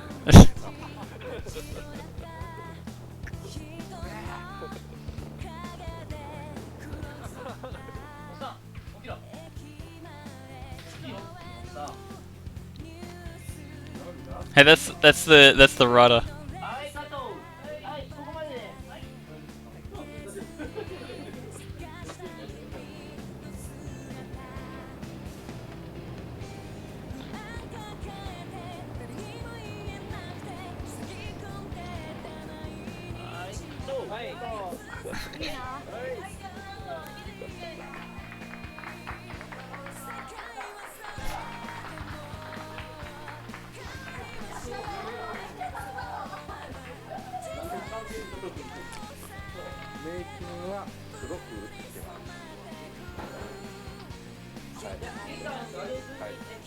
Her face looks different than I expected, actually.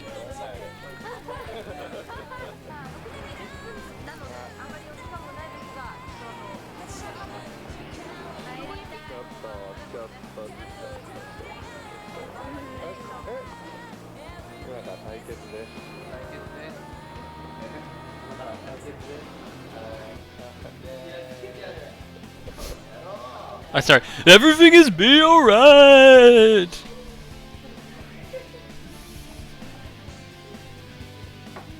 Is that Darth Vader? Because it kind of looks like it. Yep, it is. Okay. It was Rumi's face, which is she actually hasn't been seen properly in the entire game.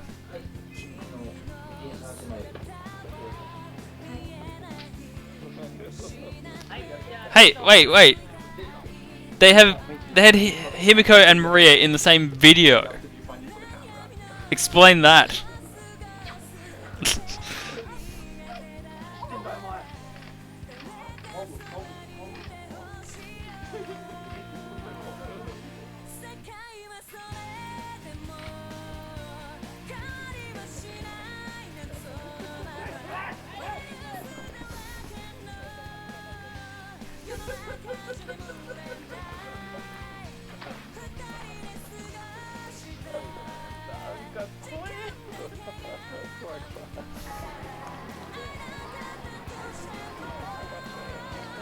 Yeah.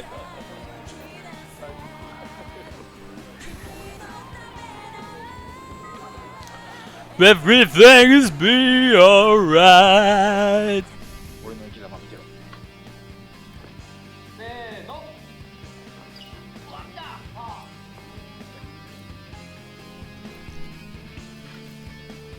What scene is Minorikawa doing that requires this?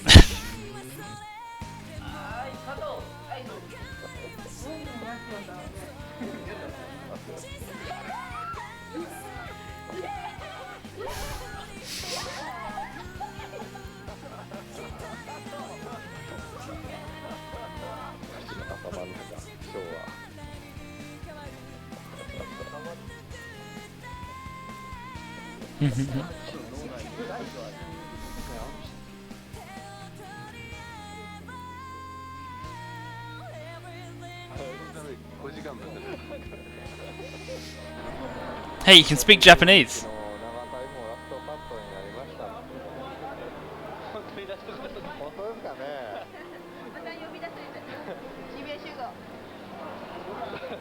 そういう疑いの目で。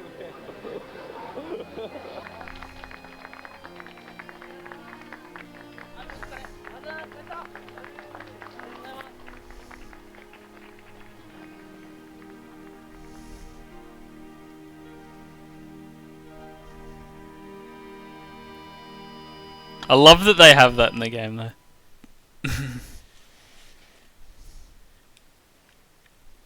Wait, were they showing the days the entire time? Because I only was looking at the start and the end. There might have been a shoot on 428.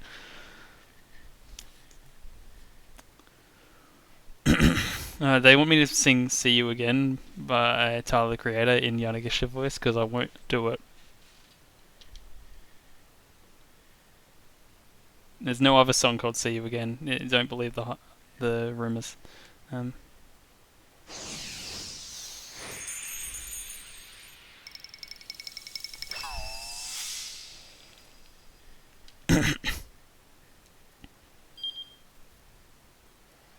Alright.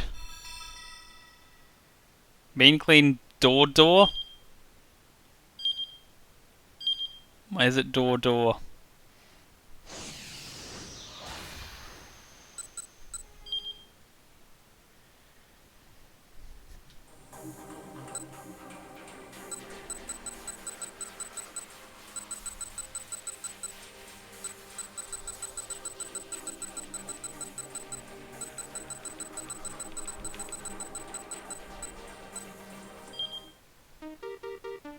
Holy shit, it's a minigame. I mean... Walk past doors in the direction the door knob to open them, then try to lead the trash monsters inside before locking them in. How many monsters can you seal away in 5 minutes? Controls. Move. Directional pad. Jump A. You can move and jump at the same time before diagonal jump. Press start to turn to the title screen. Hi, Effie. Mean Clean can climb up or down, both ladders and stairs. He can climb on nets, however. Once you've got all available monsters, the total number of monsters will increase by 1. Spawning more monsters like this is the trick to achieving a high score. Leaving a door partway open after the monster has entered will prevent other monsters from entering.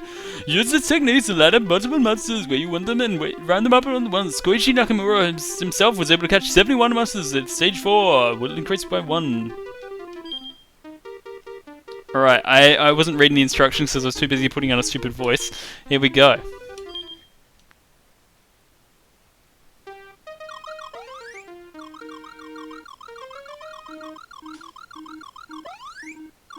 Hang on.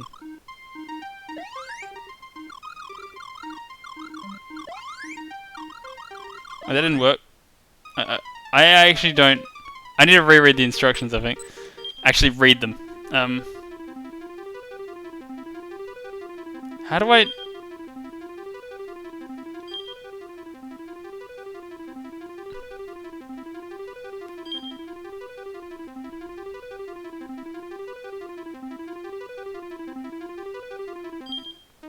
You didn't enter the...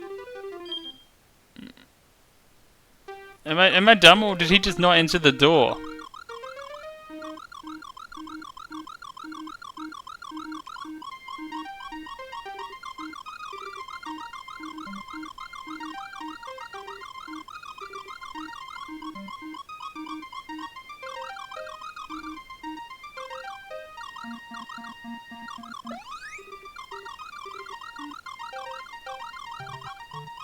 Am I missing something?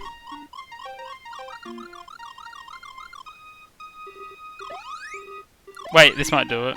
I doubt it, but...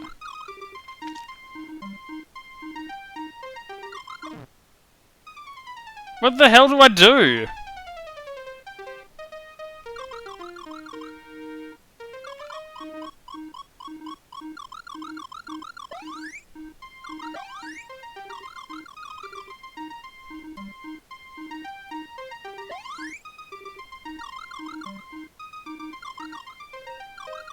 Oh, this time he does, but why didn't he go the other door? Does he have to come in through the other side? I guess so.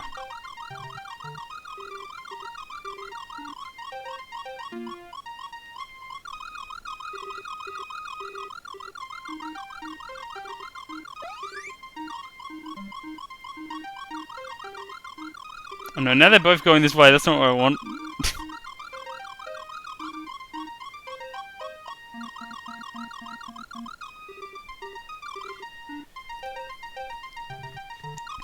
Ah, save me from the garbage, Tama, and the monsters! Ah!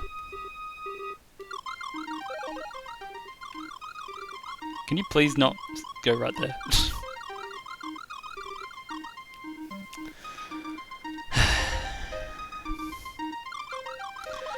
Thank you for going to the door, monsters. Ah, it's so nice of you to go in the door. Shit. That is bullshit. You can't just spawn right next to the door, right next to me. Okay, this time he's going in the door. Wait, how long do they stay in the door for? I'm guessing not long enough. Yep, that's exactly right. Ah, shit, I'm dying again.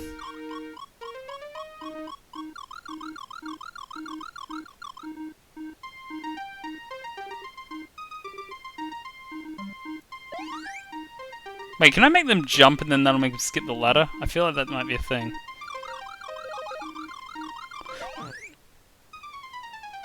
This is extremely difficult.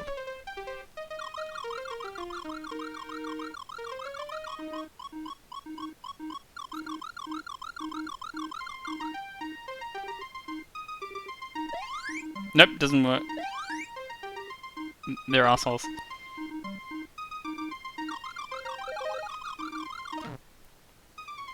What is this bullshit game? Wait, I have an idea. I have an idea that might work. But I'm not sure about the timing. It'll be a risky one for sure.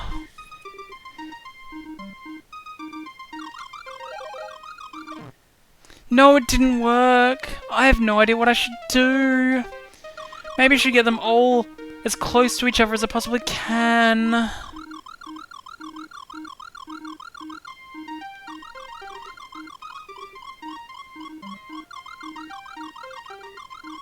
Wait, this'll work. Now only one of them is down here.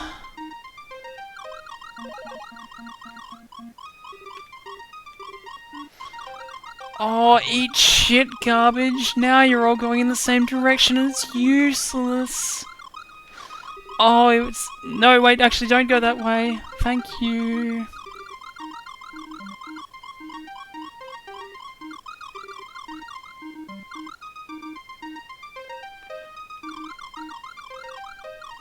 Why is the pink one such a galaxy brain? Is this Pac-Man? Get away from me, green one.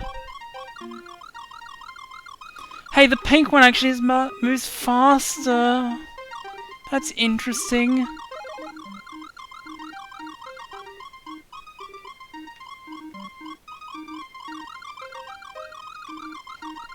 Well, shit.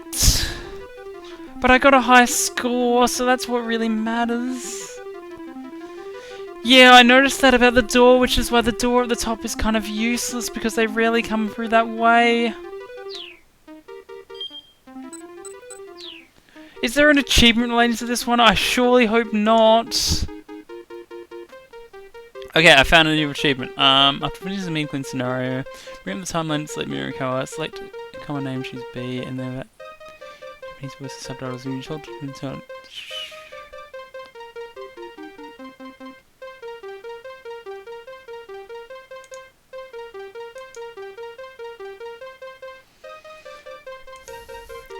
Actually, yes, you can. Thank you. The clause is that once the person tells me to stop doing the voice, I'll stop doing the voice. So I'll stop doing this voice.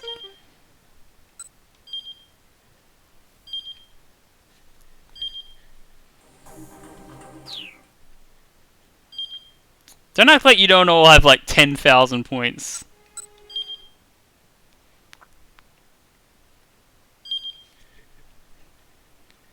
Thank you for the 2,000 point redemption waiting.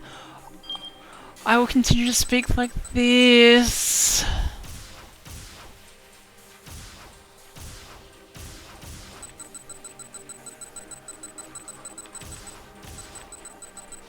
Now I just need to find the next scenario, which I believe is at 1735 on Minarikawa's timeline.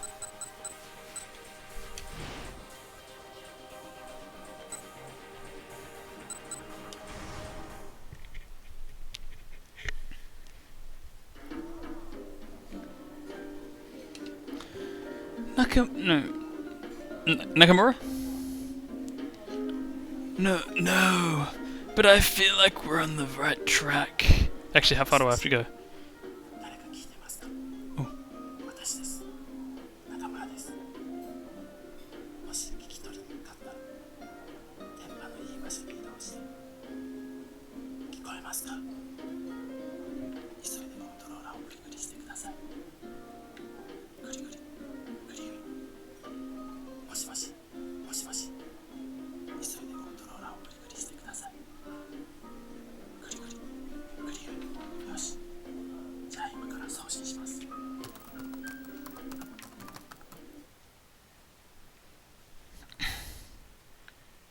You have to forgive me. This is the only way I can keep them from watching. They are wary of me. It's not as easy as it used to be to sneak a message into a game. That's why I've used this transmission program to send my message to you. Surely they won't notice this. My name is Koichi Nakamura, chairman of Spike Chunsoft. I've given publicity interviews for our new game, so perhaps you are familiar with my face. But the Koichi Nakamura that you have seen is not actually me. He is one of them, a skillful impersonator who has taken my place. Okay, Renner. Yet it seems that my captors are fickle masters. My only form of entertainment is in this room. In this room is a TV, and just the other day I saw my other self on the screen, and he looked subtly different than the one I've seen before. The original Koichi Nakamura who replaced me seems to have been nothing more than a disposable pawn to them as well. I've been locked up in this tiny room for a long time. Telling the world about my captivity seemed impossible, and I had long since given up. But now, a chance has suddenly come my way. The other day, the fake me came to my prison room with a request. He told me to remake my old game Door so that a version could be included in this game. He told me that I had 1 hour. I tried to tell him that this was impossible, but he wouldn't listen. He just said, I'll be back in 1 hour. and departed. I'm sure he intended to torture me mercilessly if I didn't meet my deadline. I had no choice. I had to do it. I dragged a dusty PC from the corner of the room and started coding as hard as I could. A half hour later, I managed to finish. I gave the code a test play. I hadn't managed to reproduce all the fine details, but it worked, so that was good. Still, not having played Door in so long, I had forgotten how difficult it could be. I spent about 20 minutes struggling with it, and then I got an idea. I could hide my message in the code of this program. If all I did was hide it though, they were certain to find it. In order to keep them from spotting it, I decided to include this transmission program. This should protect my secret. Just now I received a signal from your gaming device. I am writing this message. In reply, quite frankly, I didn't expect it to succeed, but I did. I know it misses an eye, but it doesn't let me say shit in the redemption words or the descriptions. My fingertips are trembling with anticipation. These transmissions are my only means of contacting the outside world. I'm begging you, please, if you can keep this game close at hand at all times, and every so often boot the game up and check to make sure my messages are still live, a day will come when I am able to receive their plan. But until that day comes, please don't let this game out of your possession. You have my deepest thanks for the playing, Koichi Nakamura. See, here's the beauty of it. Maybe 2,000 is the perfect price because everyone will waste their points on a pointless bidding war. Alright, what's the next one?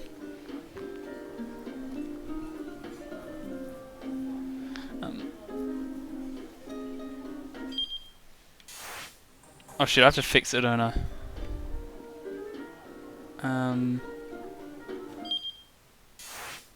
Wait, no, it's because I haven't read this whole thing. I have to just read through it.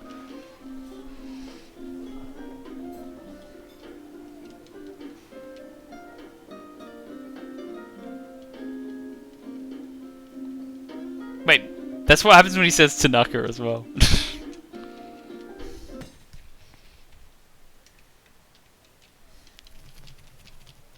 Oh. Okay, now we can continue.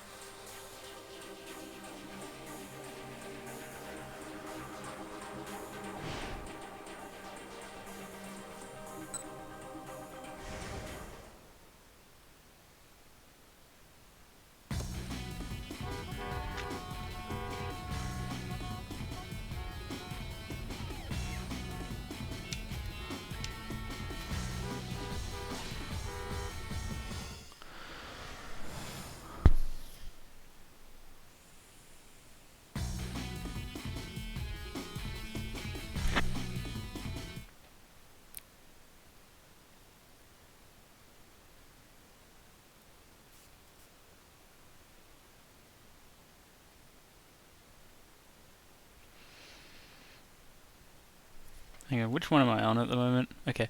Oh, you missed an amazing scenario, Effie. It was very, very enlightening towards the dark side of Shibuya.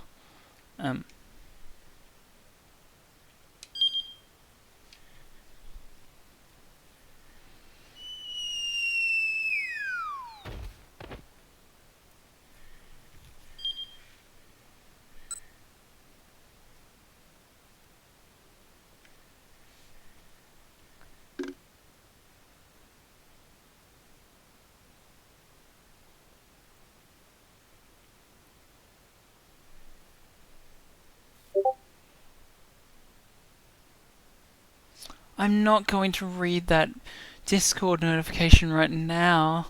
I have to concentrate on this.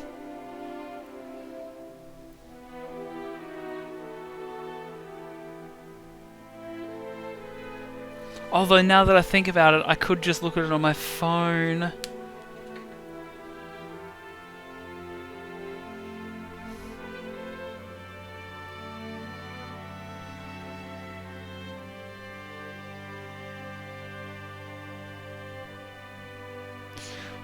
I'm glad I read that.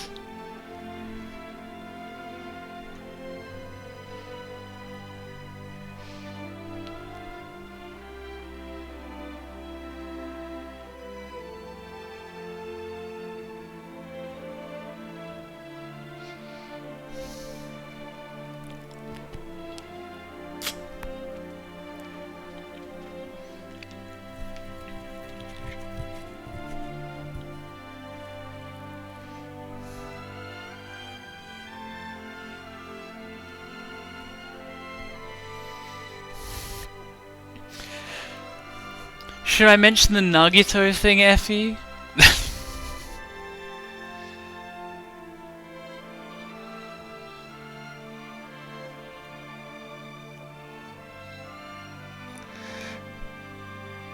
I won't mention it then. The thing regarding his voice. About how I get to reuse this voice more and more.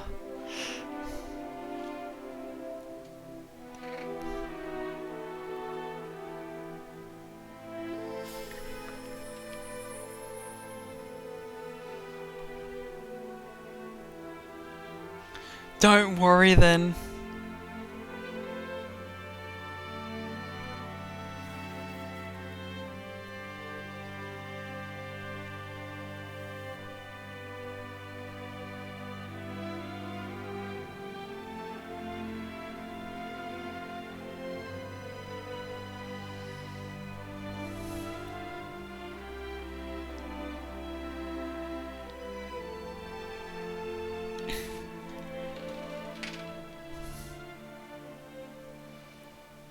Don't worry, it was a happy ending.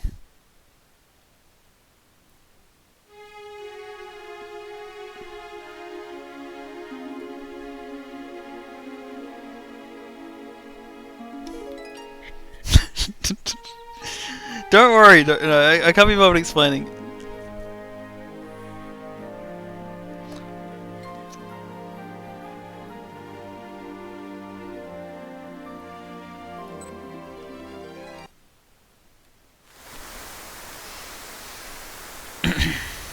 No, he won't be able to explain it. No. I've slipped out of this room where they keep me and currently typing on the keyboard of the programmer's desk. I think he'll be back soon, so I need to be brief. This may sound like it's all nonsense, but please bear with me. I believe that he has included the message in this game, passing it off as the truth, a message in which he claims to be a victim. This message can only be viewed after you've played the game over and over.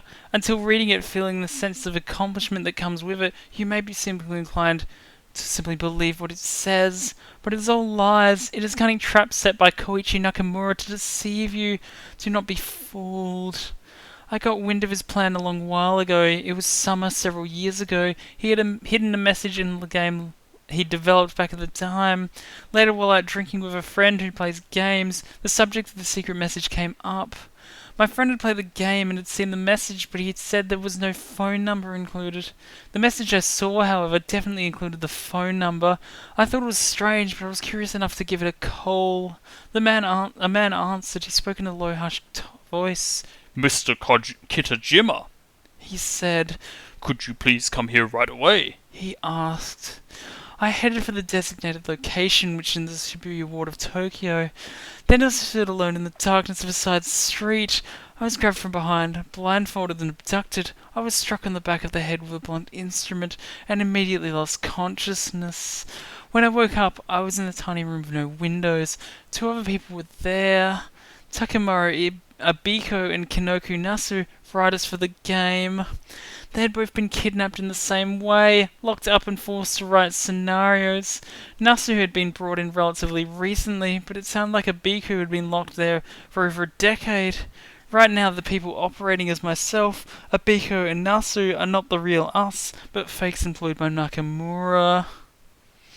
The details of my imprisonment naturally begin to slip in my writing. I'll cut to the chase here. It was late at night and I had come close to finishing running the scenario for this game. I could hear voices coming from the room next to mine. The voices of Nakamura and his underlings. I couldn't believe what I heard. They said they'd programmed the game to emit some kind of electromagnetic waves. I couldn't really hear that well from the game's screen, which would let them know who had purchased it. If the game console connected to the internet, things got even more sinister. It would send a signal to them online, giving them the user's name and address. I couldn't make out all the finer details, but their conversation was peppered with words like abduction, brainwashing, and submission.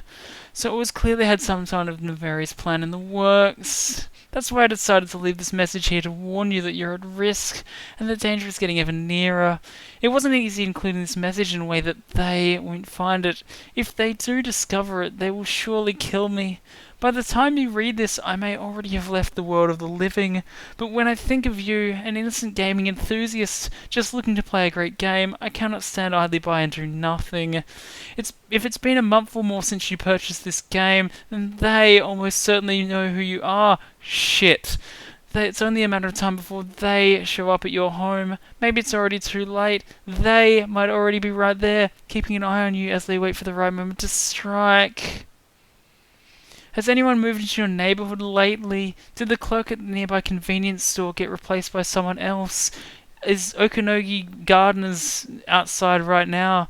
If you live with parents or siblings, take a good close look at their faces. It's not inconceivable they've been swapped out with convincing fakes. If you don't feel like there's someone watching over your shoulder right now, do you? Wait, if you do sense a watcher, don't just turn around. If you do, they will notice and you'll become their prey on the spot. Just act like you're enjoying the game and haven't noticed anything unusual. Maybe you don't believe me, but this is all true. The conspiracy is getting bigger. It's spread throughout Japan, throughout the rest of the world. Now it's on your very doorstep. This is not the first time I've included a message like this in a game. The last time I did so, several brave people took action. Perhaps that's the reason why Koichi Nakamura grows more restless every day. Just a little more. We needed just a little more patience. At long last we have a chance to stop their secret plan. Try to hold out if you can. Don't get caught up in their conspiracy. Don't be deceived by their schemes. The day of our victory approaches.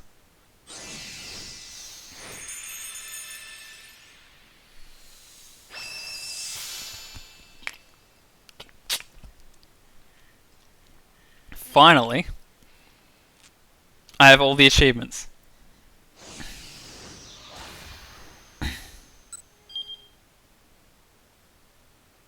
But we are not done with this game because I think I know what we need to do now.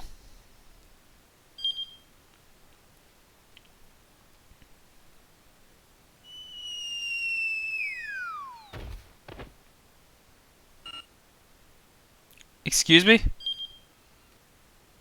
Excuse me, game. Are you seriously not letting me go? Well, how are things? Let's just sit through this again. I'm gonna read Twitter.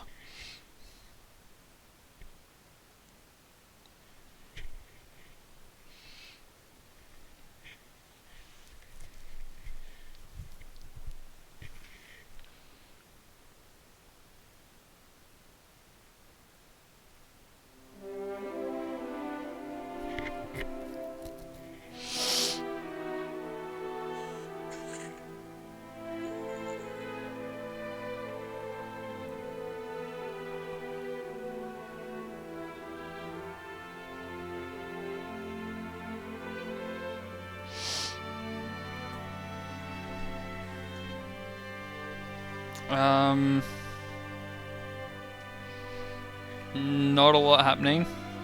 I think the UK charts are out now, but I don't think there's anything interesting happening on them.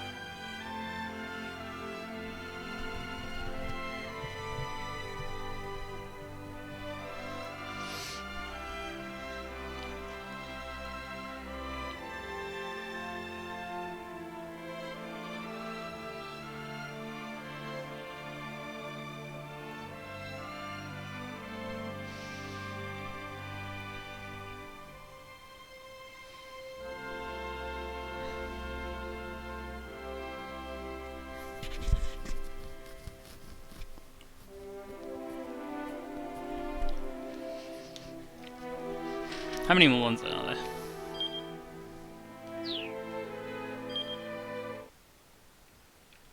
Just a few more.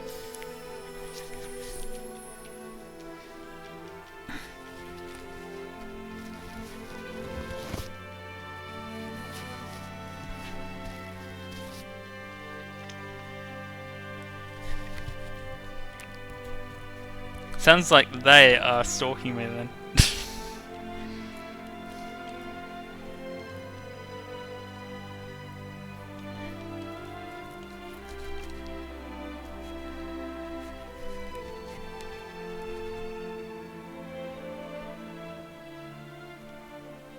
I mean, it's very obvious. When the van exploded, a piece of shrapnel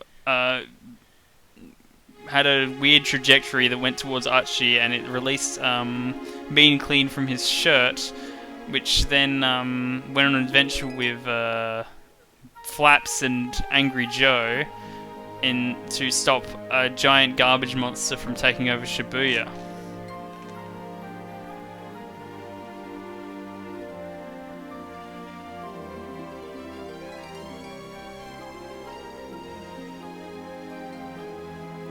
I mean, duh.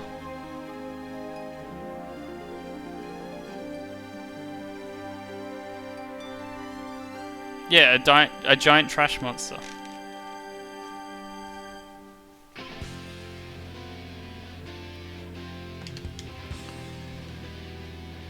Seems like we can't skip it, so we get to watch the deleted scenes again.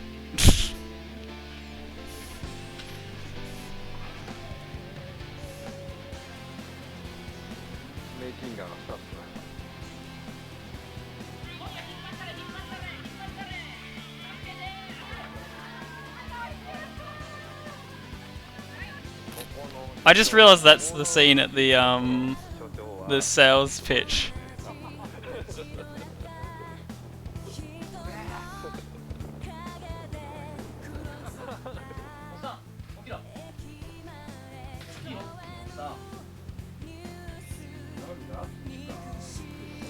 Imagine writing a story and being slapped by one of your characters in real life.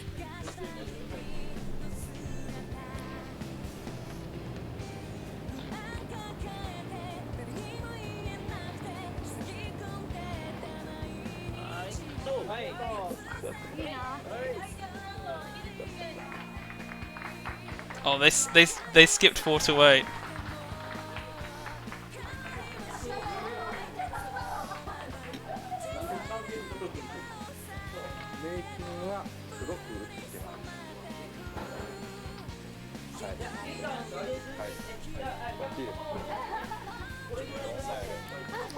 Wait, is Rumi's actress like the actual woman who they who Sasayama says she is? Because that'd be a silly thing to do. I need to look that up.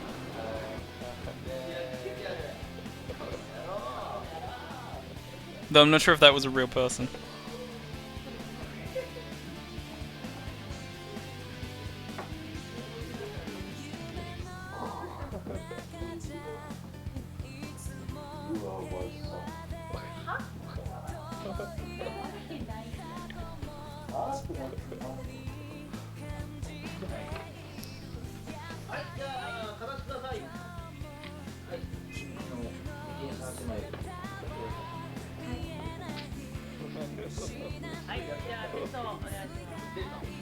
You want me to be funny for the camera, do you now?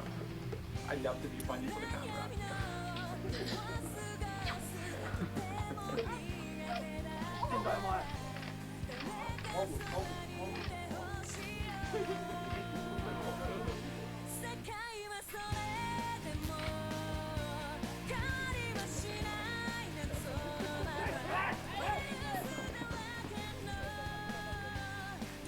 It's okay waiting, my mod isn't here right now.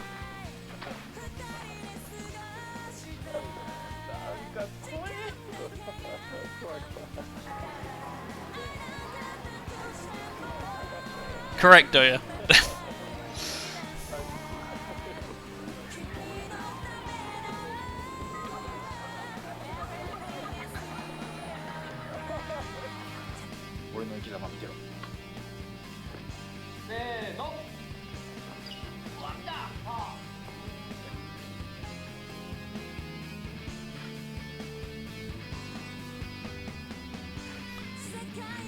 I haven't either, but in fairness, like, I haven't seen many of the streams he usually pops up on either.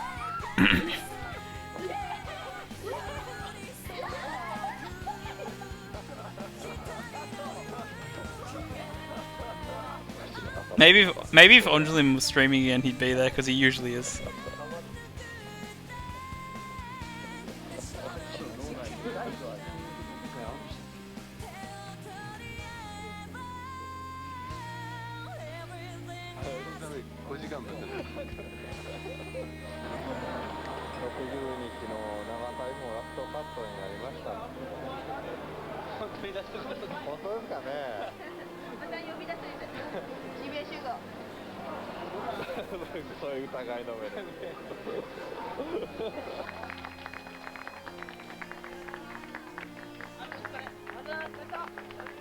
Oh, I haven't heard that then.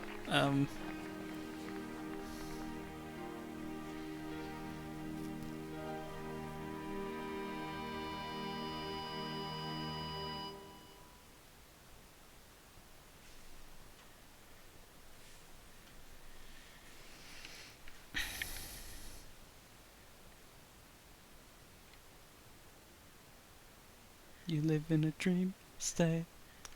Anytime I count sheep, that's the only thing made up. You exist behind my eyelids. I'm in a dream state. 2020 vision. Keep it heavy precision. I hoping that you look both ways when you cross my mind. Anyway. Does it let me go back to the timeline now? Yes. Because I have a job to do. This stream is already, like, only 2 hours long already. Let's keep it going. Because it's hard to press down on this D-pad.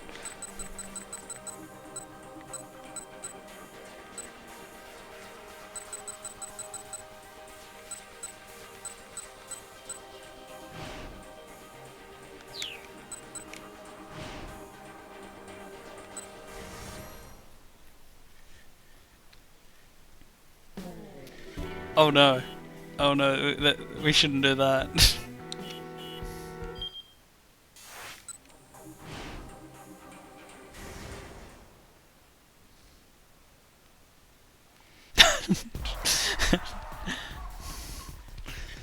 So, what is wrong with the way I say naivete?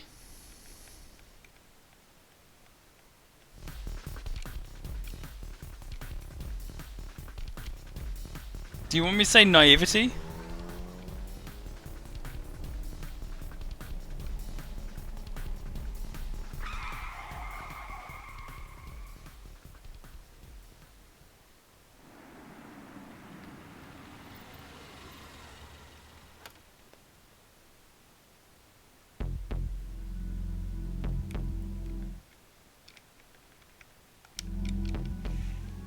Because it's accent.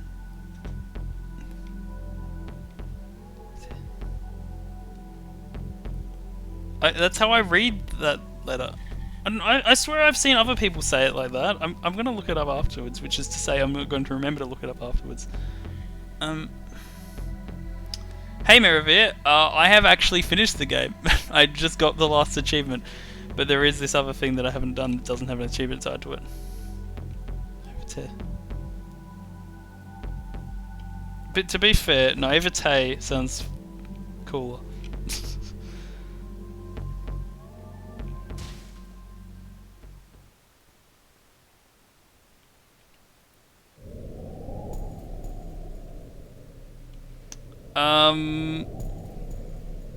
I don't have any particular plans to pay Tetris 99 tonight, except for the fact that I still haven't done my dailies. Just because I've been streaming it since midnight. That's what I should have been doing during the credits.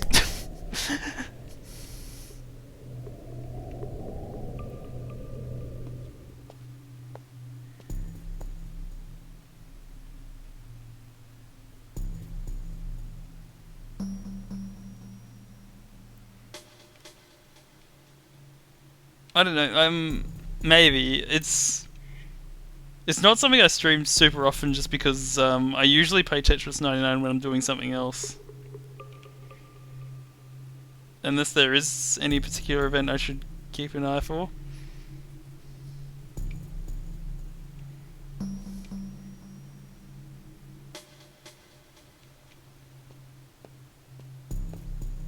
We're gonna skip this text because I've done it before.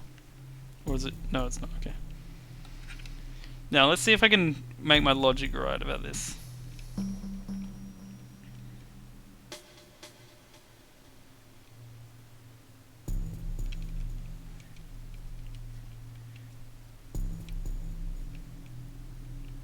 I'm only not reading this because I've read it before.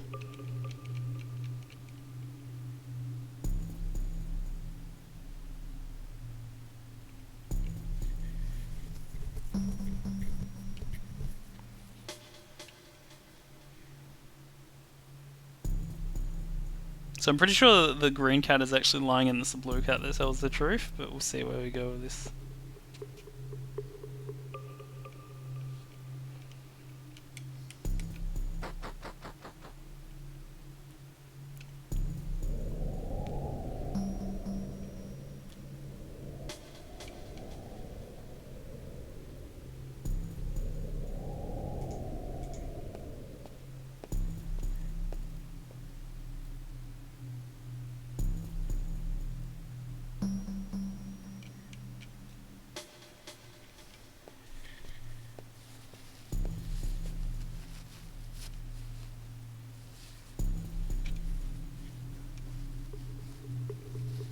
Hey look, he found a red cat waiting.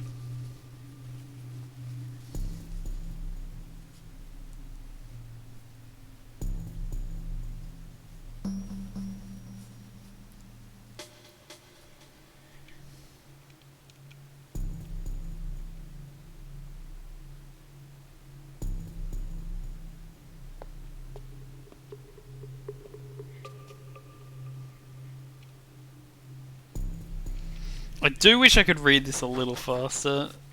It's very repetitive.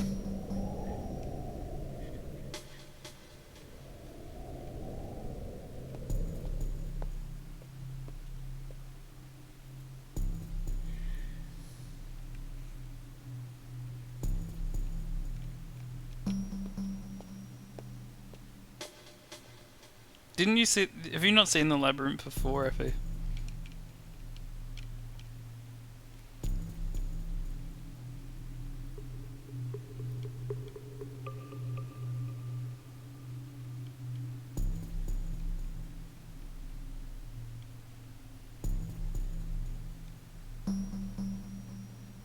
I mean, I want to finish it.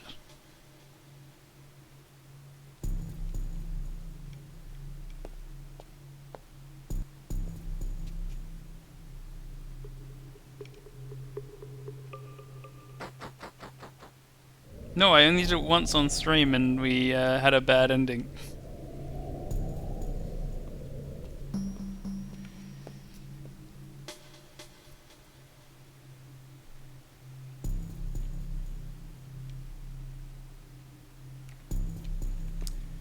To the left, to the left.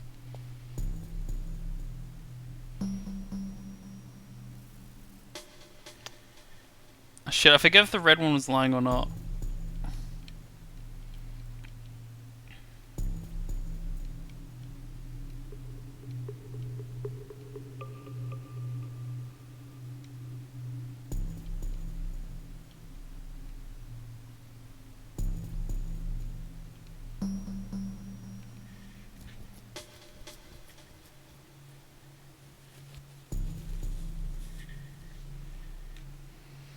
The red cat turned and hurried away, coughing intermittently and shooting resentful looks over its shoulder as it went. Minorikawa followed in the same direction. There was yet another hole in the floor. Sick of having to deal with ladders, Minorikawa just jumped straight down.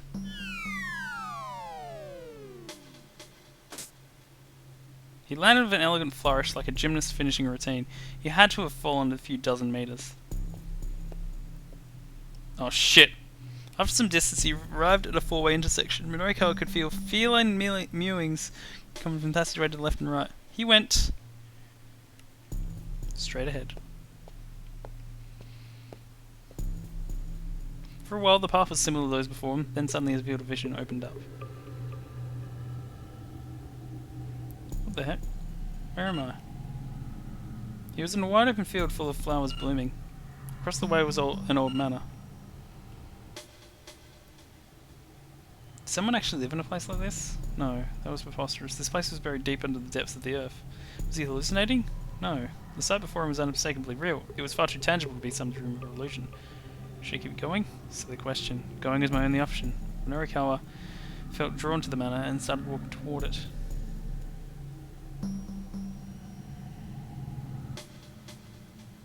Seems like a bad ending. Duh.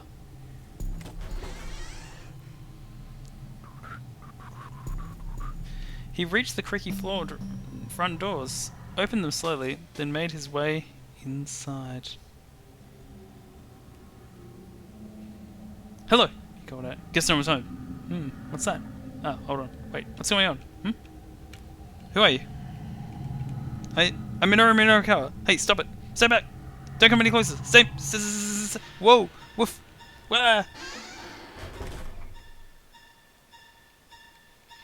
The echoing of his protracted scream was cut off by the sound of the front doors slamming shut.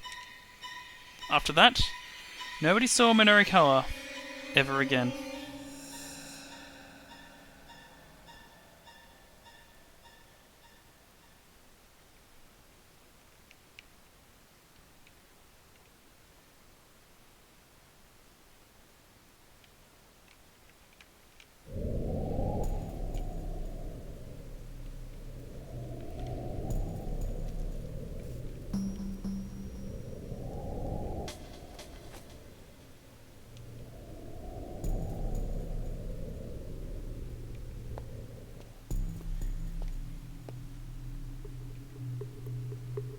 But if Minorukawa doesn't arrive, then they can't get the dry ice machine.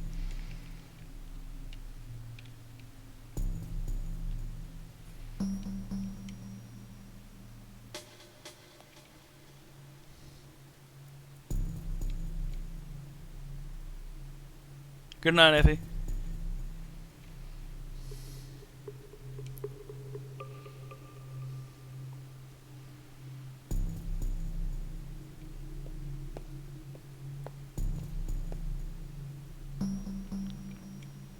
So I think I want to make 2 rights and then a left.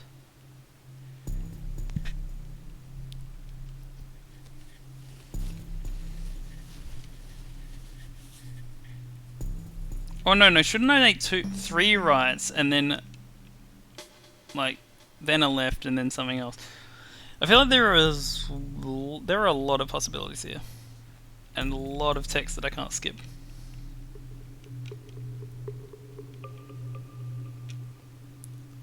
What if you're one of the liars, though?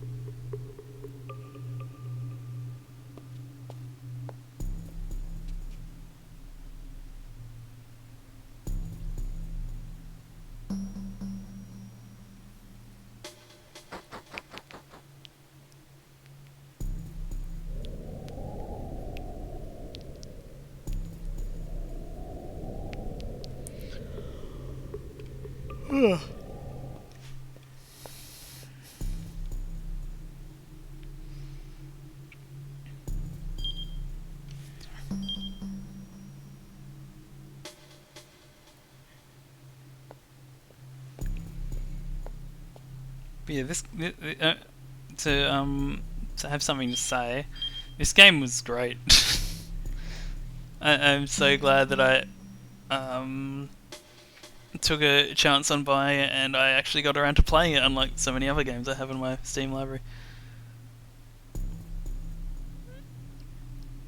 Oh shit! Do you need to do a sync with someone, or you?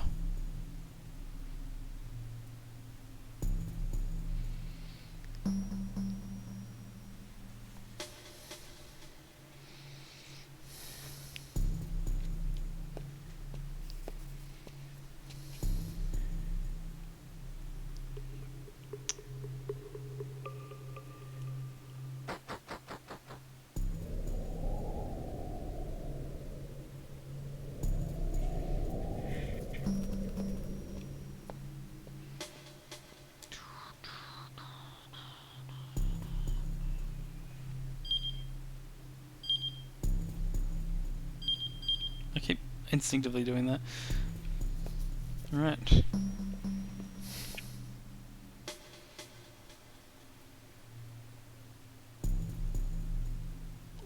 Wait, which cliff is this?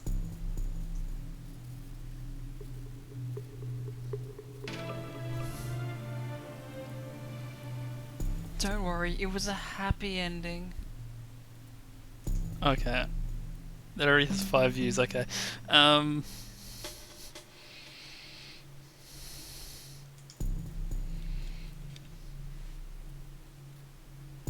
I could have done that so much more exaggerated though.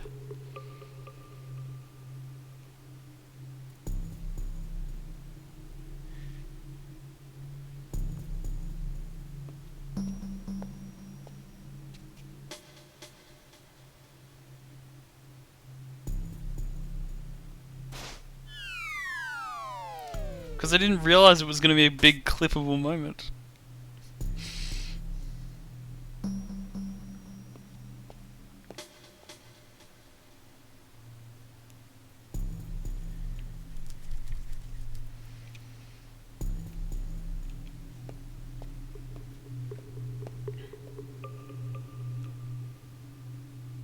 He soon came to a small room and found the blue cat there. Wait. Read closely. Written here is the truth. Norikawa looked at the sign. I'm sorry, just what the heck is this? It's the truth. This is... That's right. But, okay, but I have no clue what it's supposed to mean. Stop your yapping and just note it down. Norikawa did as he's told, copying the crude sketch onto the palm of his hand. Hold it right there, Buster, the blue cat snapped. What's the deal with that scribble? Scribble? Don't you go drawing garbage like that. Not after you've gone to such an I've gone to such an effort just to share the truth with you. Hey, I just drew the same thing you've got drawn there, Norikawa replied. Don't you give me that, you punk. Look closer. You'll see that right here I've... Oh, whoops.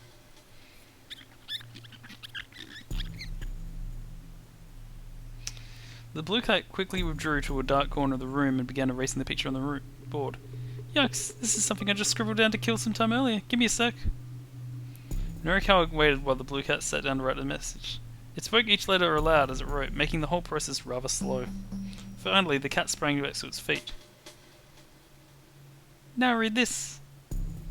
I don't have hair. That's the truth. You got that? Yeah? Yeah, sure. Make sure to note that down now.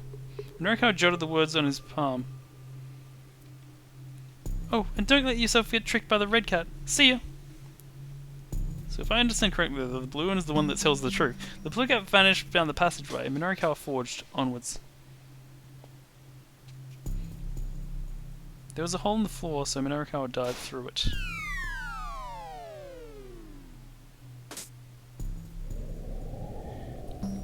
After falling for the better part of a minute, he landed on the floor below and stepped briskly down the corridor that stretched before him.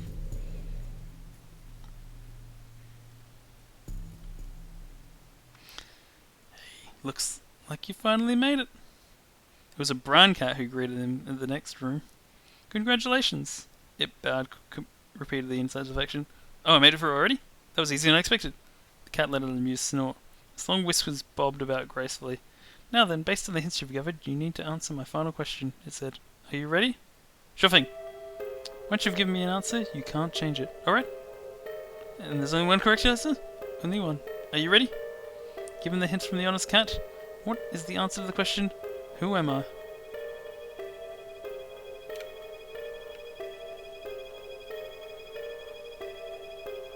I'm gonna look this up to be honest, but why are two of them a banana?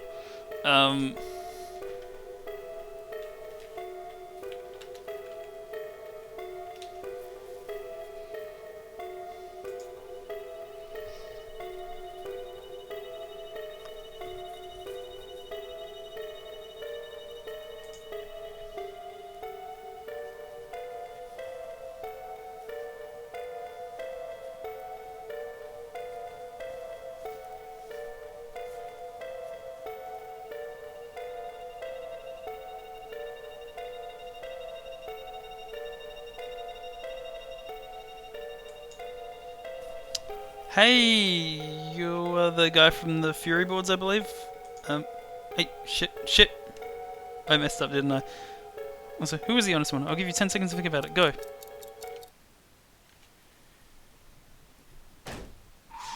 Huh? Whoa.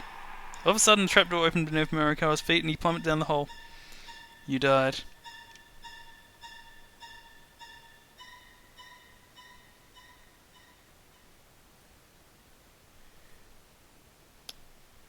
Do I have to do that all over again?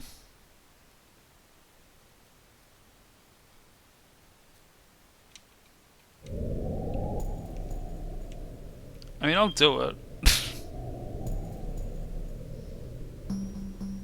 Just because this... Yeah. It seems to be the answer to do this, though. Right.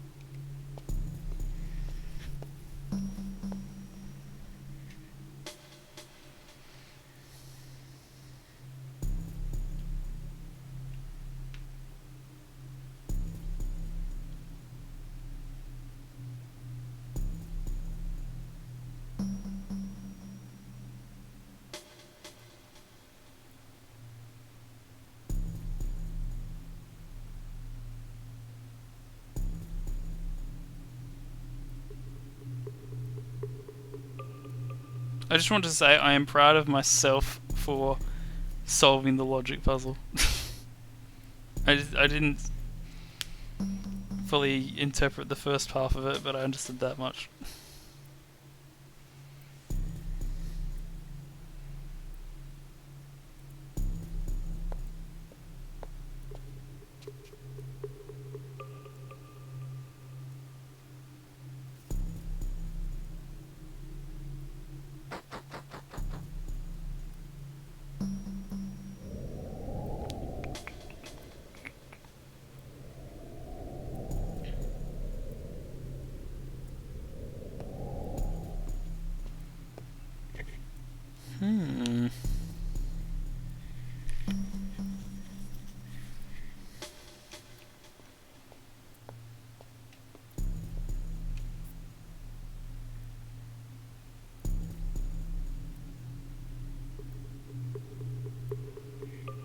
Yeah, they're really tricking you into thinking it's a lion.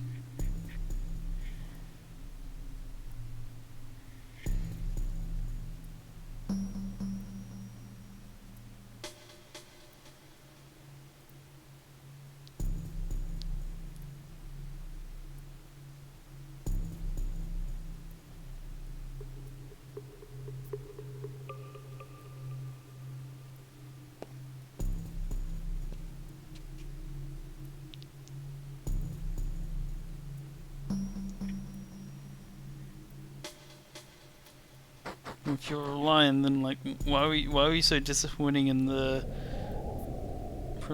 semi-finals in the 2019 AFL season? Could have made a prelims for once in the last 15 years.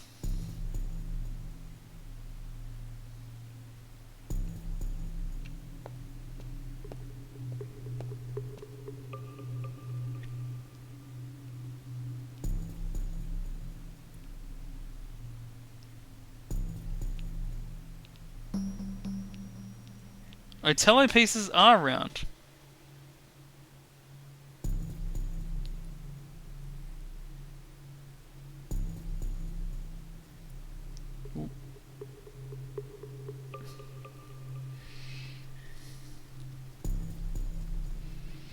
I don't believe that timeline exists because the will for it to not exist is too strong.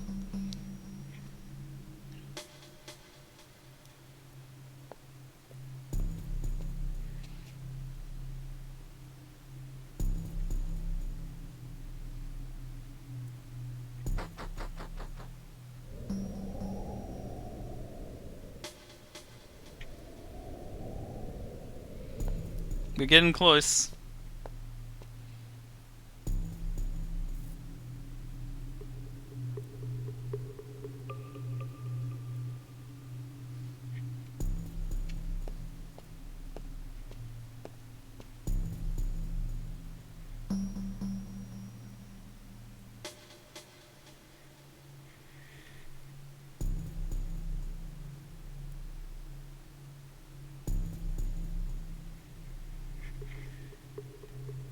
I should like play a lot more Final Fantasy games than I have. I've basically only played 10.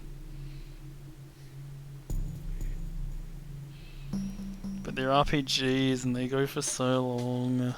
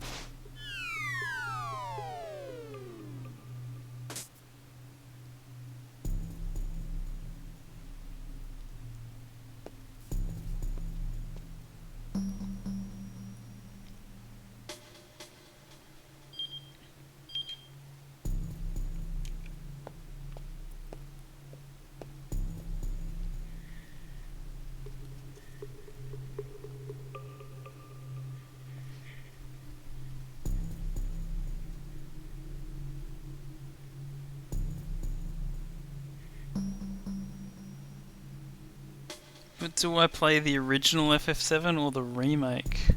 I've also heard good things about FF6 and FF9, and not just because they're the funny numbers.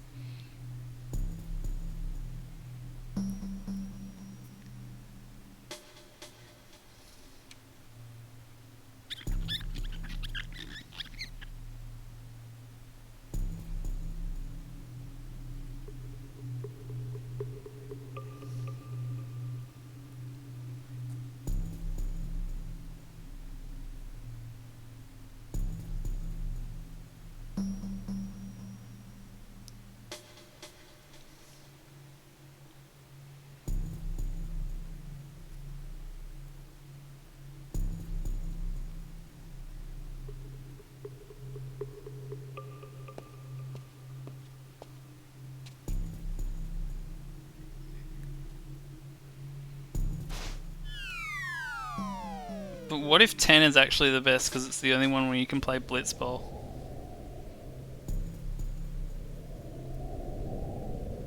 Actually, you can kind of do a Blitzball thing in 10 too, but it's not quite the same. Let's turn off the autoplay now.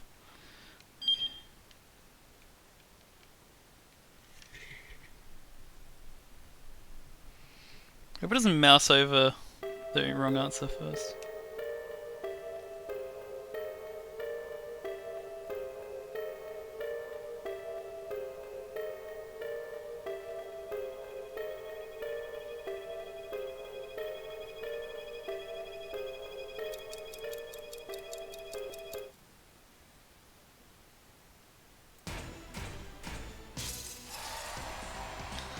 That's correct, the brown cat said cheerfully.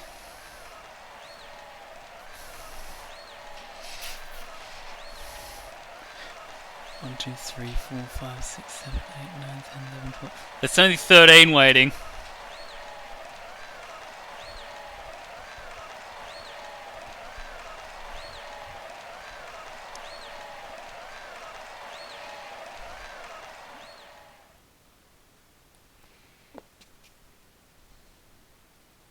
He found himself facing a grimy door.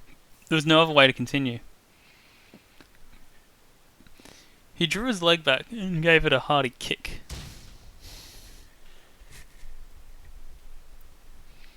But like, maybe I would like to play 14 because like it is arguably the most played Final Fantasy among Fury speedrunners. Because literally Angeline plays it like every day. Mob of young men inside the bar had turned at one at the sound of the door crashing open. Is that what it...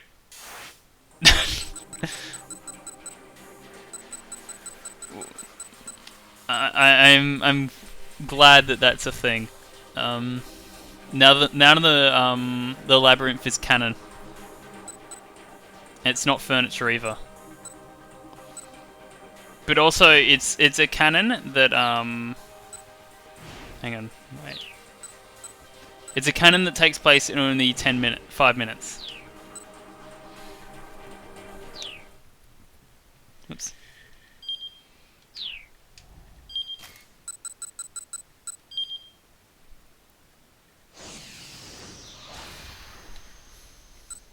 But it is a bold assumption to think that I would play through all of the bad Final Fantasy games and then, like, think, oh, I've used up all of my time well, and now I'm gonna, it's gonna be worth it.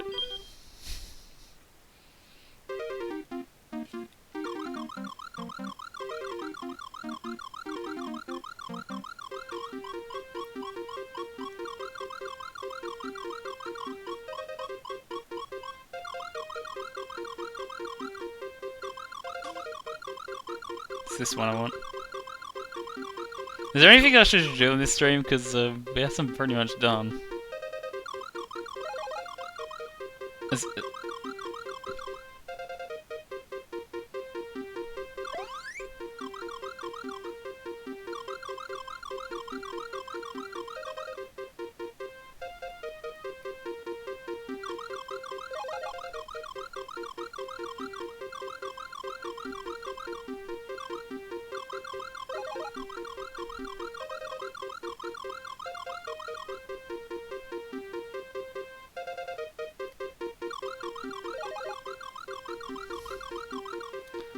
I think I objectively like 10 like has serious issues because I think the biggest problem with it is way too easy.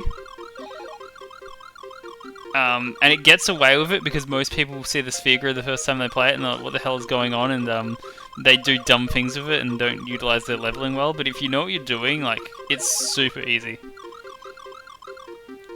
Also, I think I finally am understanding the problem here is I'm trying to actually capture them at the same time. Maybe I'll do it this time. No, I won't because they're going the wrong way.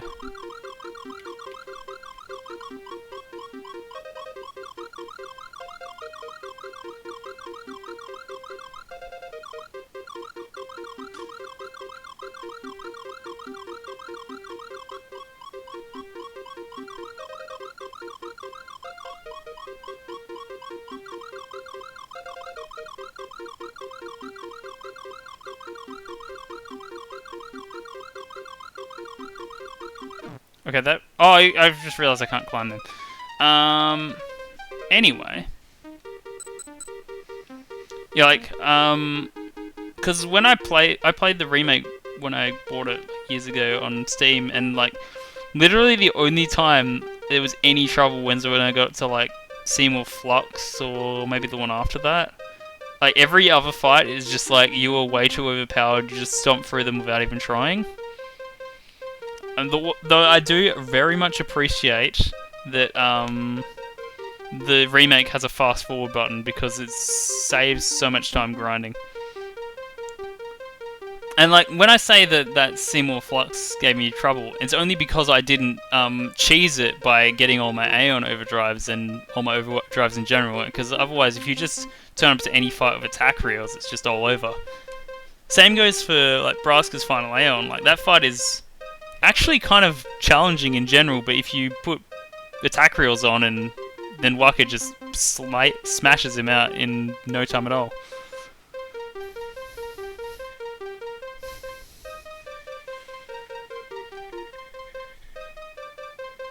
I remember that was my first experience with Final Fantasy is when we were on holiday. Can't remember if we were going to Melbourne or we were going to Perth.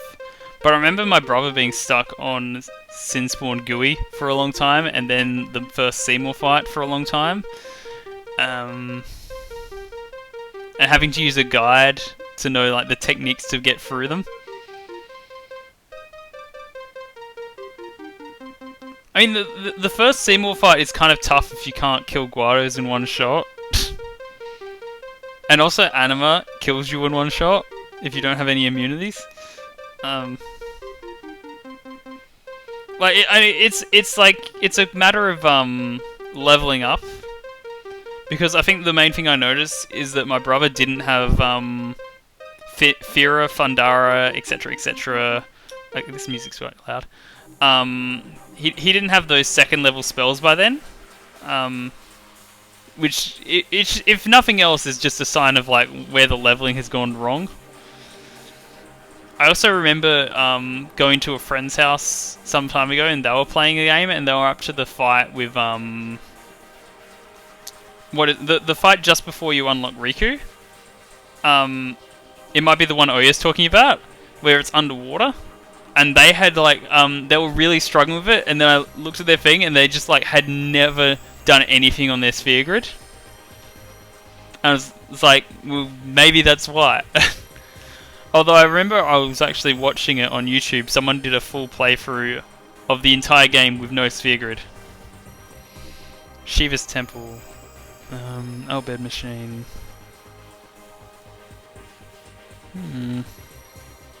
Which one is that? I actually can't think of what that is. I know there's like... There's one a bit after that. Oh yeah, the thing that's right around when Riku accidentally speaks in Albed and then Waka gets racist against her.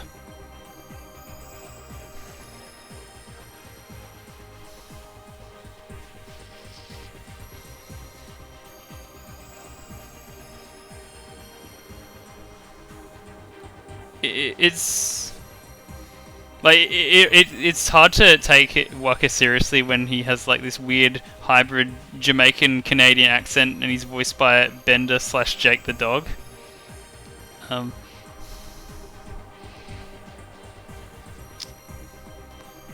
But actually, you haven't also mentioned the other game-breaking thing waiting is Yojimbo. Once you've coaxed him enough, he'll just literally kill even the like ultimate weapon or whatever in one shot as soon as he's summoned.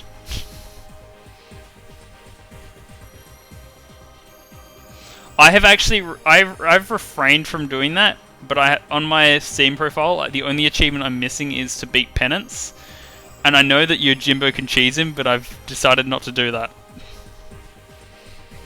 Maybe I should make a copy. Like, if I don't know. At one point, I need to actually finish Final Fantasy X too because I want the achievements.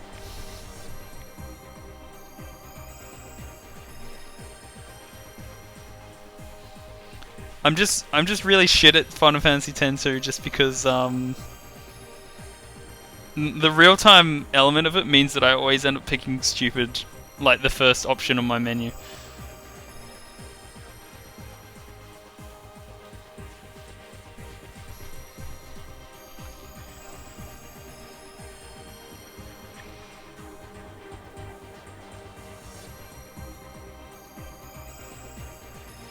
Like, I'm... Yeah.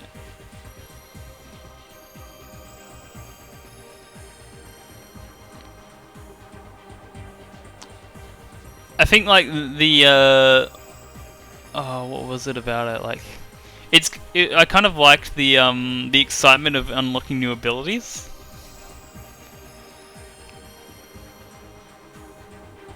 Although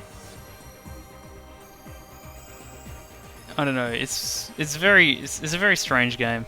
And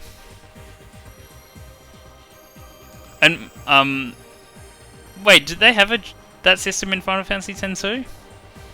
Because I remember my brother got really into Final Fantasy 12, and what he was doing with that was he had like a bunch of characters who were just like doing all these auto heals or whatever, and it was like his programming.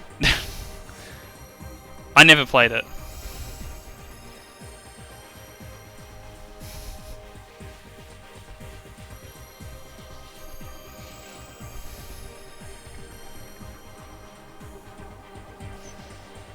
But also, 10-2 has the bowling, what is it? Sphere break. I got into that very briefly. And also the shooting game on the side. That was sort of fun for a while.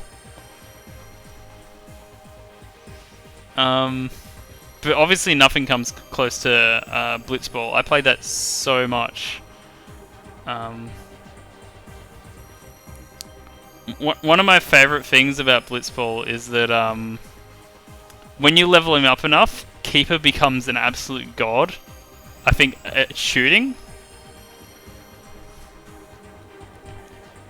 I can't remember if it's him, but one of them gets like really, really fast too. It wasn't like he's not the best in the very late game, but in the mid game, like Dado becomes really fast from the Besaid Aurochs, and like he was just my go-to because he could just like weave around every single one and then get the easy goals. Don't forget about Jack Shot 2 though.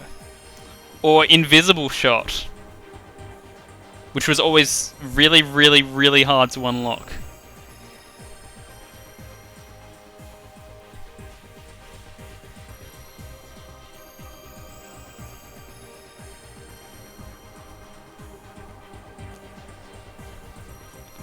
But also, isn't the best thing is when you you go into your sphere grid and you see the tournament is open, and your first game is in the semi-finals and you're against the Albed Sykes, and you have to deal with Nimrod's 17 catch, and Blapper, and who's the other guy? Agar, and their absurd attack and shot, and the whole offense and defense of the Albert Sykes is just absolutely like they're too good, and I can see why Waka is racist against them.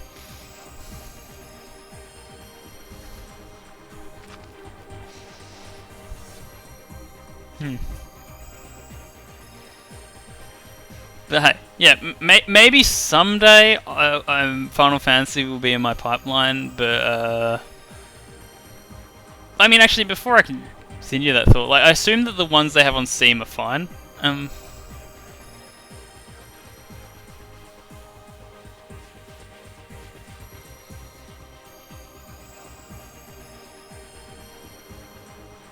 Yeah, but I mean, like they're good ports.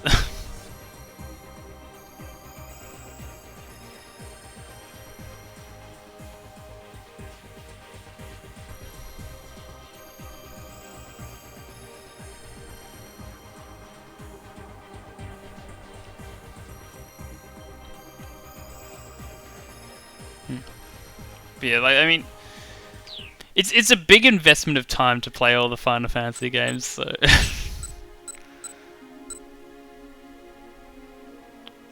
Wait, why would Switch be better?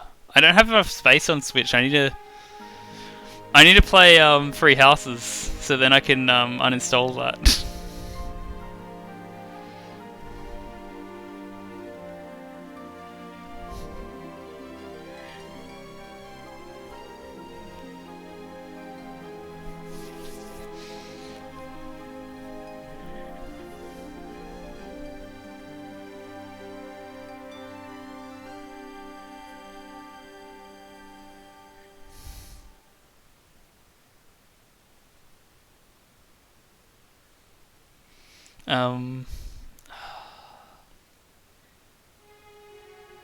I mean, like, the moral of the story is that there are way too many games that I need to play and not enough time to do it. But at least after a month and a half of such, I have finished this one game, which is obviously on everyone's pipelines. But I'm very much glad that I finished this one game over the course of 1.5 months, and I'm glad to play other games over the course of later months and halves and such.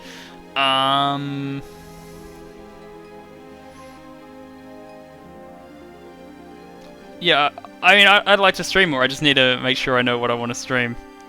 Don't expect me to stream Final Fantasy games.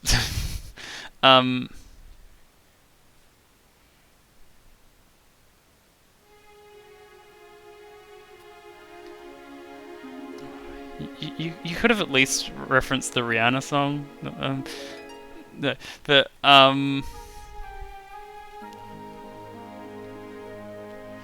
But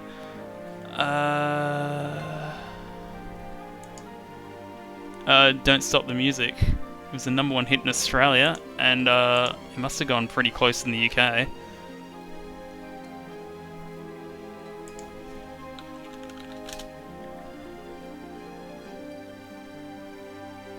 Let's see.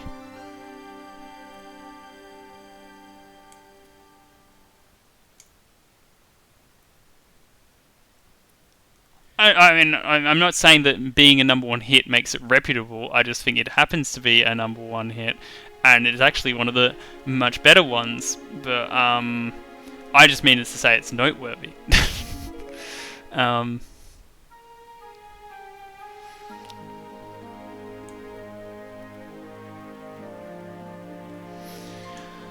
But yeah, things to think about for another day.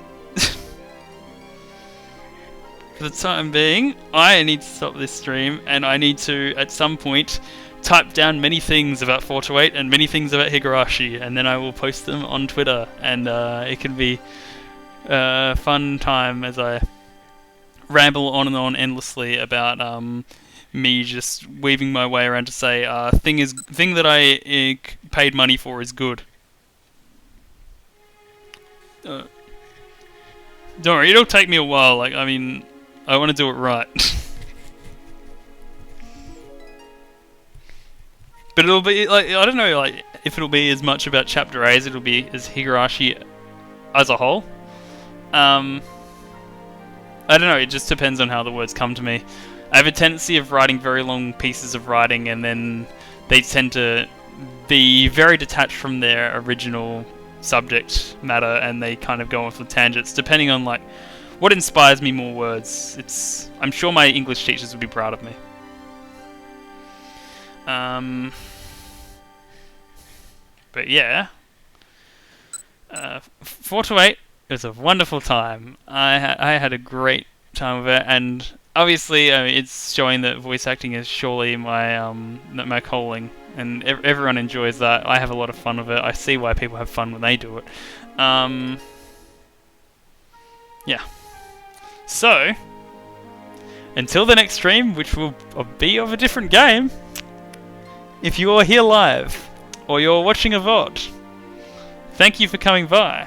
I hope I have brought some level of enjoyment to your day, night, afternoon, whatever time of day it happens to be for you, and then, etc., etc., etc. I would love to see you on the next stream. Farewell, and thank you for the bits waiting.